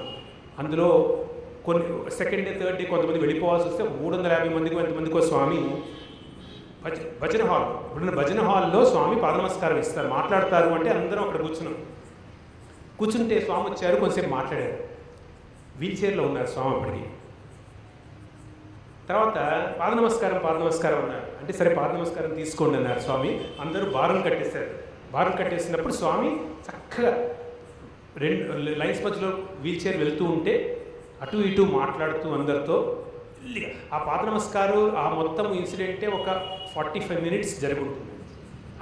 అందరితో మాట్లాడుతూ మెల్లిగా వెళ్తూ ఆయన ఆఖరికి వచ్చారు. వచ్చినప్పుడు Hyderabad boy how are you అని అడిగాడు. ఏం చేస్తున్నావు, ఎక్కడ ఉద్యోగం చేస్తున్నావు అని చాలా అన్నాడు. అంటే మన ఇంట్లో ఒక తాతగారు అడిగినట్టు ఎంత జీతం వస్తుంది అని అడిగాడు. జీతం అది చెప్తే కనుక స్వామి చాలా జాగ్రత్తగా ఉండు, ఎందుకంటే డబ్బులు ఎక్కువ వేస్ట్ చేయొద్దు ఇవన్నీ చెప్పారు స్వామి. చెప్పేసిన తర్వాత ఇంకొన్ని విషయాలు, మనం ఎంత డబ్బు తీసుకుంటామో దానికన్నా ఎక్కువ వరకు మనం చేయాలి ఇవన్నీ చెప్పారు స్వామి. యూజువల్లీ అందరికీ మనకి అడ్వైస్ ఇస్తారు. ఇవన్నీ చెప్పేశారు. ఇంకొక విషయం కూడా జరిగింది అప్పుడు. ఆ టైంలో నేను 2005లో ఉన్న జాబ్ ఇంటర్గ్రాఫ్ అనే కంపెనీకి ఇక్కడ హెచ్ఆర్ డిపార్ట్మెంట్కి హెడ్గా ఉన్నాను. నాకు అప్పుడు దుబాయ్లో ఒక ఆపర్చునిటీ రాబోతోంది, ఒక ట్రైనింగ్ కంపెనీకి అక్కడ హెడ్గా ఉండడానికి. అయితే అది మైండ్లో ఉంది, లేకపోతే నేనే ఇక్కడ ఏమన్నా ఒకటి ఓపెన్ చేయాలా అని కూడా మైండ్లో ఉంది. సో ఏది చెప్పకుండా స్వామి అని అడగబోతున్నాను. స్వామి ఇంతలో ఏమి నేను అడగకుండా ఎక్కడికి వెళ్ళక్కర్లేదు, హైదరాబాద్లోనే ఉండు, అంతా చాలా బాగా జరుగుతుంది అన్నారు. అప్పుడు నేను ఇన్సాయి అనే కంపెనీ గురించి ఆలోచించడం జరిగింది మొట్టమొదటి. ఇది అయిపోయి ఇది పర్సనల్ థింగ్స్. దాని తర్వాత సడన్గా స్వామి ఏమన్నారంటే హౌ ఇస్ ఫాదర్ అంటే ఇది నాకేం అర్థం కాదు, ఎందుకంటే మా నాన్నగారు 98లో పోయారు. సో స్వామి చెప్పాను, స్వామి 98లో స్వామి నాన్నగారు పోయారు. అది సరే హౌ ఇస్ ఫాదర్ అన్నారు. నాకు ఏమీ వెలగలేదు, నాకు అర్థం కాలేదు, ఊరుకున్నాను. ఎందుకంటే అదొకటి మాత్రం నేర్చుకున్నాను, స్వామి దగ్గర మనకు అర్థం కానీ నోరు మూసుకుని కూర్చోవడం ఊరుకున్నాను. స్వామి తర్వాత మామూలుగా మాట్లాడేసరి వెళ్ళిపోయారు. ఒక 2 రోజులు, ఒక రోజు తర్వాత వెలిగిందండి నాకు. 95లో అయిన కాన్వర్జేషన్, 94లో అయిన కాన్వర్జేషన్. నేనేమన్నాను అప్పుడు, స్వామిని managing director, Swami is my father అని చెప్పాను. ఇక్కడ హౌ ఈజ్ ఫాదర్ అని అడిగినప్పుడు స్వామి మీరే కదా నా ఫాదర్ని రిలేట్ చేసుకునేది. So Swami is always testing, how are you relating to me, how are you relating to me, are you still seeing me like that, this is what he wants. ఇది ఒక చాలా గొప్ప విషయం. అందుకని ఇక్కడ నాకు చాలా ముఖ్యంగా చాలా ఆశ్చర్యం అనిపించింది ఏంటంటే the way he orchestrated the whole drama. Master playwright and master director Swami. ఇట్లా మన లైఫ్లో కొన్ని సిచ్యువేషన్స్ అవుతూ ఉంటాయి. ఇంకొక సందర్భంలో స్వామి పూర్ణచంద్ర హాల్లో మాట్లాడుతూ ఆల్మోస్ట్ నేను పాస్ అయిపోయి వెళ్ళిపోతున్న టైంలో స్వామి అన్నారు, ఒక మాట చెప్పారు నాతో, ఒక పాట్లో ఒక కుండలో ఉన్న నీళ్లు మొత్తం కారిపోవడానికి 9 అక్కర్లేదు, హోల్స్ ఒక్క హోల్ చాలన్నారు. అంటే ఏమో నాకు ఆ మెసేజ్ చాలా ఇంపార్టెంట్ ఏమో, ఏదో నాకు జరగబోతున్నది ఒకటి, నాకు ఉండే ఒక వీక్నెస్, లేకపోతే నా ఏదో దేన్నో అరెస్ట్ చేయడానికి స్వామి చెప్పారని అనుకున్నాను. ఒక్క హోల్ చాలు. మనకున్న ఇంద్రియ విషయ వాసనలు వీటిల్లో అన్నీ మనకు ఉండాలని కూడా లేదు, ఒక్క విషయ వాసన చాలు, దాని ద్వారా మొత్తం వెళ్ళిపోతుంది. ఉన్నదంతా ఎంత నింపినా కూడా వెళ్ళిపోతుంది అని స్వామి అన్నారు. Nothing, no more to. ఆ టైంలో ఏమైందంటే అండి, స్వామి తన రోప్స్ ఇస్తున్నారు పూర్ణచంద్ర హాల్లో.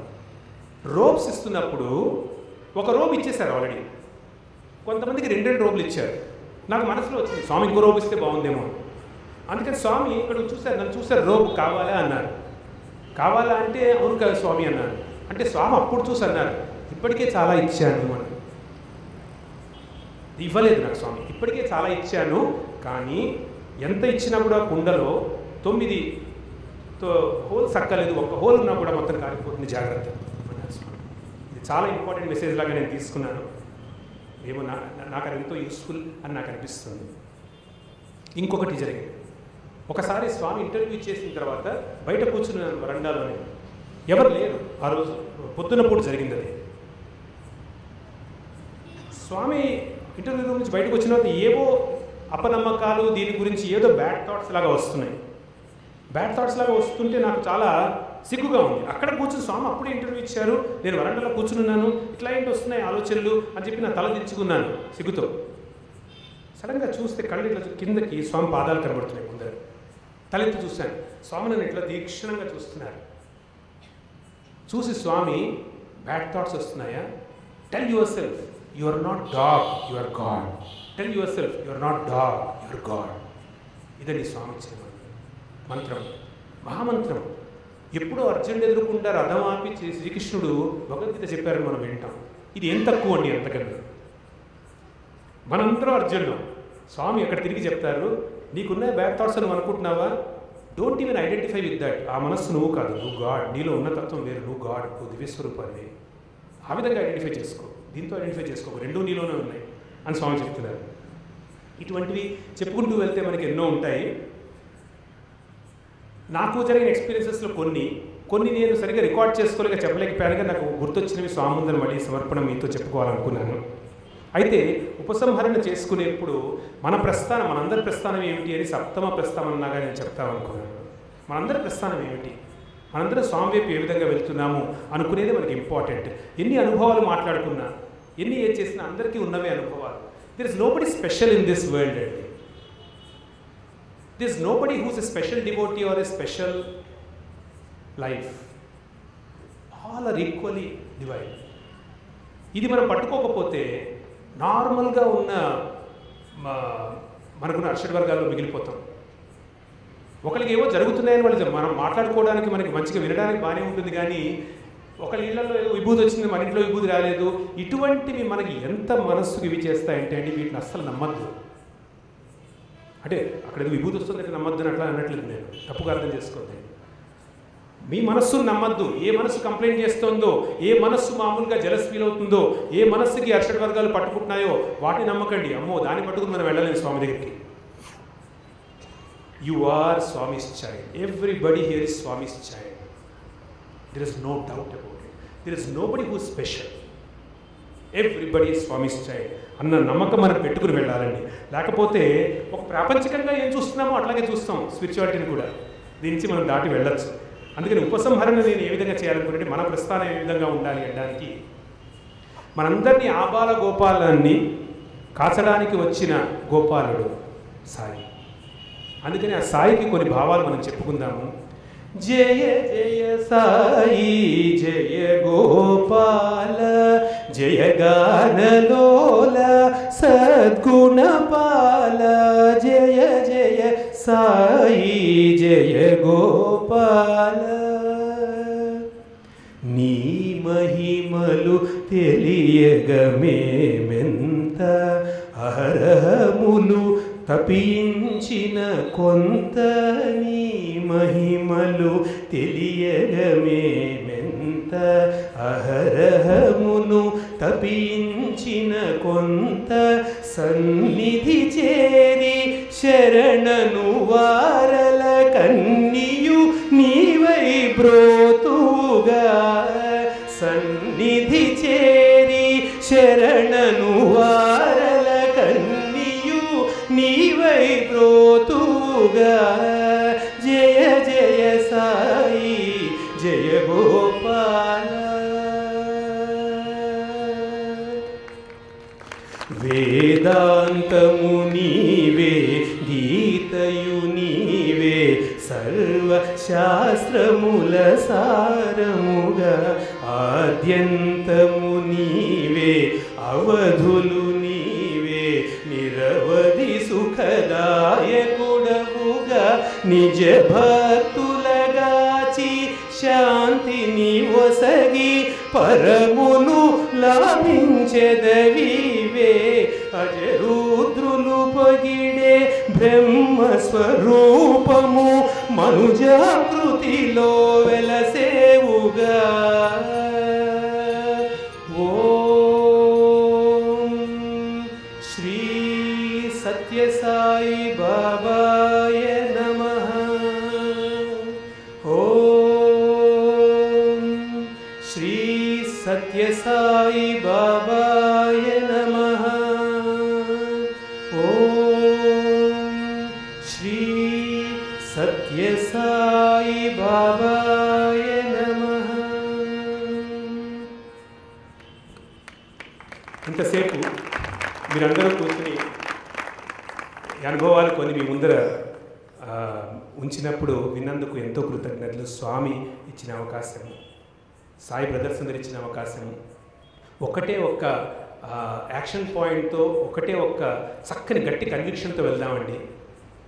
ఈ సంవత్సరం స్వామి బర్త్డే నుంచి నెక్స్ట్ సంవత్సరం స్వామి బర్త్డే వరకు ఒక్కటే ఒక్క మంత్రం మనం తీసుకుందాం. పరులు పరులు కాదయ్యా పరమాత్ముడే. ఇదే అండి మన మంత్రం. ఇక్కడ కూర్చున్న ఇంతమంది అందరూ కూడా ఎవ్వరూ కూడా పరులు అన్నవాళ్ళు ఇక్కడ లేరు, పరమాత్ముడేనయ్యా అని చెప్తున్నారు. మన నేచర్ చెప్పడానికి స్వామి చెప్పారు.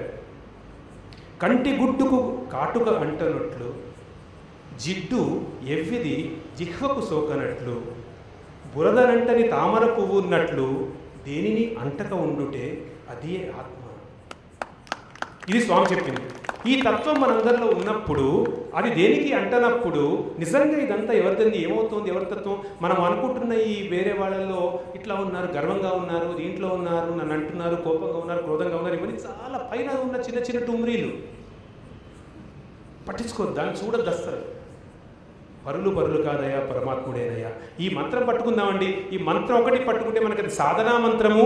ఇదే సాధన. మీ ఆఫీసులో కానివ్వండి, ఇళ్లలో కానివ్వండి, సంఘంలో కానివ్వండి, సాయి ఆర్గనైజేషన్లో కానివ్వండి, ఎక్కడన్నా కానివ్వండి, పరులు పరులు ఏదన్నా చేయండి. మీరు ఏదన్నా చేయండి, పర్వాలేదు. పరులు పరులు కాదయ్యా పరమాత్ముడేనయ్యా పట్టుకుంటే ఒక సంవత్సరంలో స్వామికి తప్పకుండా మనం ఒక చిన్న రిపోర్ట్ ఇవ్వగలం. ఏంటంటే రిపోర్ట్ ఇవ్వగల ఆయనకి తెలుసు. ఏమిటంటే, స్వామి నిజంగా ఇది నీకు సమర్పణ. సాయి ఒక త్యాగరాజస్వామి, ఒక భద్రాచల రామదాసు, ఒక అన్నమయ్య, ముగ్గురిని ఇక్కడ మనం చూసాం కదండి. ఇప్పుడు నేను మొదట చదివినట్లుగా ఆ కవిత రాసింది కూడా కోటా శివకుమార్ గారే. నవంబర్ నెల శ్రీవాణి మాసపత్రికలో అద్వైత సాయి అనే శీర్షికతో ఆఘ్రాణమే సాయి, ఆధారమే సాయి, ఆలోచనే సాయి, ఆత్మ సాయి, అన్ని భావాలలో ఒకటిగా కలిగేటి అనుభవమే సాయిగా ఎరుగుమోయి, అదే అద్వైత సాయి. ఈ కవిత రాసింది కూడా కోటా శివకుమార్ గారే. సప్త ప్రస్థానాలని చెప్పి మనందరికీ కూడా సప్త ఋషులు స్వయంగా వచ్చి సప్త సముద్రాలలో ఉన్నటువంటి అంతటి విషయాన్ని మనకి స్వామి అనుభూతుల ద్వారా తెలియజేసిన కోటా శివకుమార్ గారికి, మా సోదరుడికి మనందరి తరపున, మనందరి కరతాళ ధ్వనులతో కృతజ్ఞతలు తెలియజేద్దాం.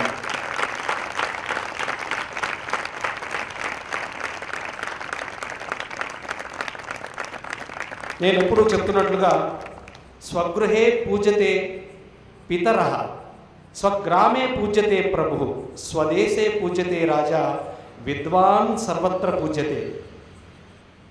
మనందరం ప్రస్తుతం ఇక్కడ మనకందరికీ స్వామి అనుభూతులను మనతో పంచుకున్న సోదరుడు కోటా శివకుమార్కి స్వామి ఛాయాచిత్ర జ్ఞాపికని షాల్ని ఇవ్వవలసిందిగా మా సోదరుడు ఆంధ్రప్రదేశ్, తెలంగాణ రాష్ట్రాల శ్రీ సత్యసాయి సేవా సంస్థలకి ఉపాధ్యక్షుడిగా సేవలు అందిస్తున్న శ్రీ వి సర్వోత్తముడిని, అదేవిధంగా స్వామి చేత ఎంపిక చేయబడి మొదటి సేవాదులుగా స్వామి చేతే ట్రైనింగ్ తీసుకుని తర్వాత స్టడీ సర్కిల్ హైదరాబాద్ జిల్లాకి శ్రీ సత్యసాయి సేవా సంస్థలకి కోఆర్డినేటర్గా సేవలు అందించిన గౌరవనీయులు ఆర్ఎం కృష్ణారావు గారిని కూడా వేదికపైకి వచ్చి శ్రీ వి సర్వోత్తముడు, అదేవిధంగా శ్రీ ఆర్ఎం కృష్ణారావు గారు వీరిద్దరిని వేదికపైకి వచ్చి మా సోదరుడు కోటా శివకుమార్కి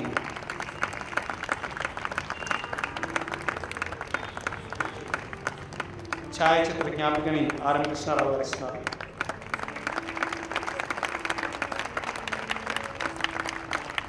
అడిగిన వెంటనే అంగీకరించి వచ్చిన మా సోదరుడికి సాయిరాములు తెలుపుతూ ఒక సూచన అండి. వచ్చే నెల సమర్పణ 4వ ఆదివారం క్రిస్మస్ అయిందండి. ఆ రోజున మనకి ప్రతి ఏడాది సమితులకి ఇచ్చినట్లుగా హయత్ నగర్ సమితి సభ్యులకి, తార్నాక సమితి సభ్యులకి ఆ రోజున పండుగ నిర్వహించడానికి అవకాశం ఇచ్చారు. అందువలన స్వామికి ముందుగా విన్నవిస్తూ మీ అందరికీ ముందుగా తెలియజేస్తూ వచ్చే నెల డిసెంబర్ నెల 3వ ఆదివారం నాడు సమర్పణ కార్యక్రమం నిర్వహించుకుంటాం. ఈ సూచనని గమనించవలసిందిగా కోరుతూ స్వామికి మంగళహారతిని సమర్పించవలసిందిగా సోదరుడు కోట శివకుమార్ని కోరుతున్నాను.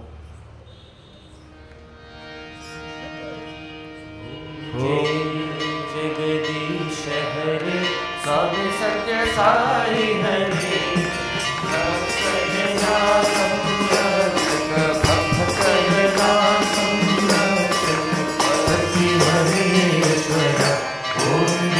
जगदीश हरे शिवगणा श्रीकरा सर्वा प्राणपति स्वामी सर्वा प्राणपति आश्रित कल्पलतीका आश्रित कल्पलतीका आपद्वासवा ओम जगदीश हरे पिता गुरुदैवं मरियं करुणीरे स्वामी मरियं करुणीरे ब्रह्म जगन्नाथ ब्रह्म जगन्नाथ नारेन्द्र जगन्नाथ ओम जय जगदीश हरे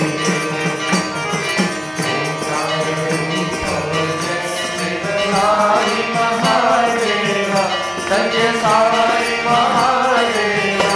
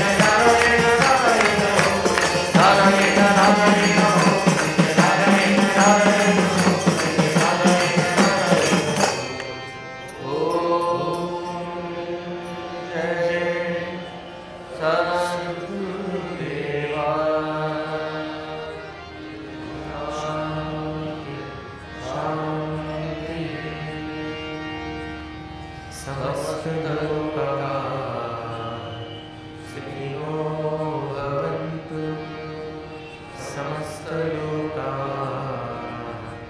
सुखिनो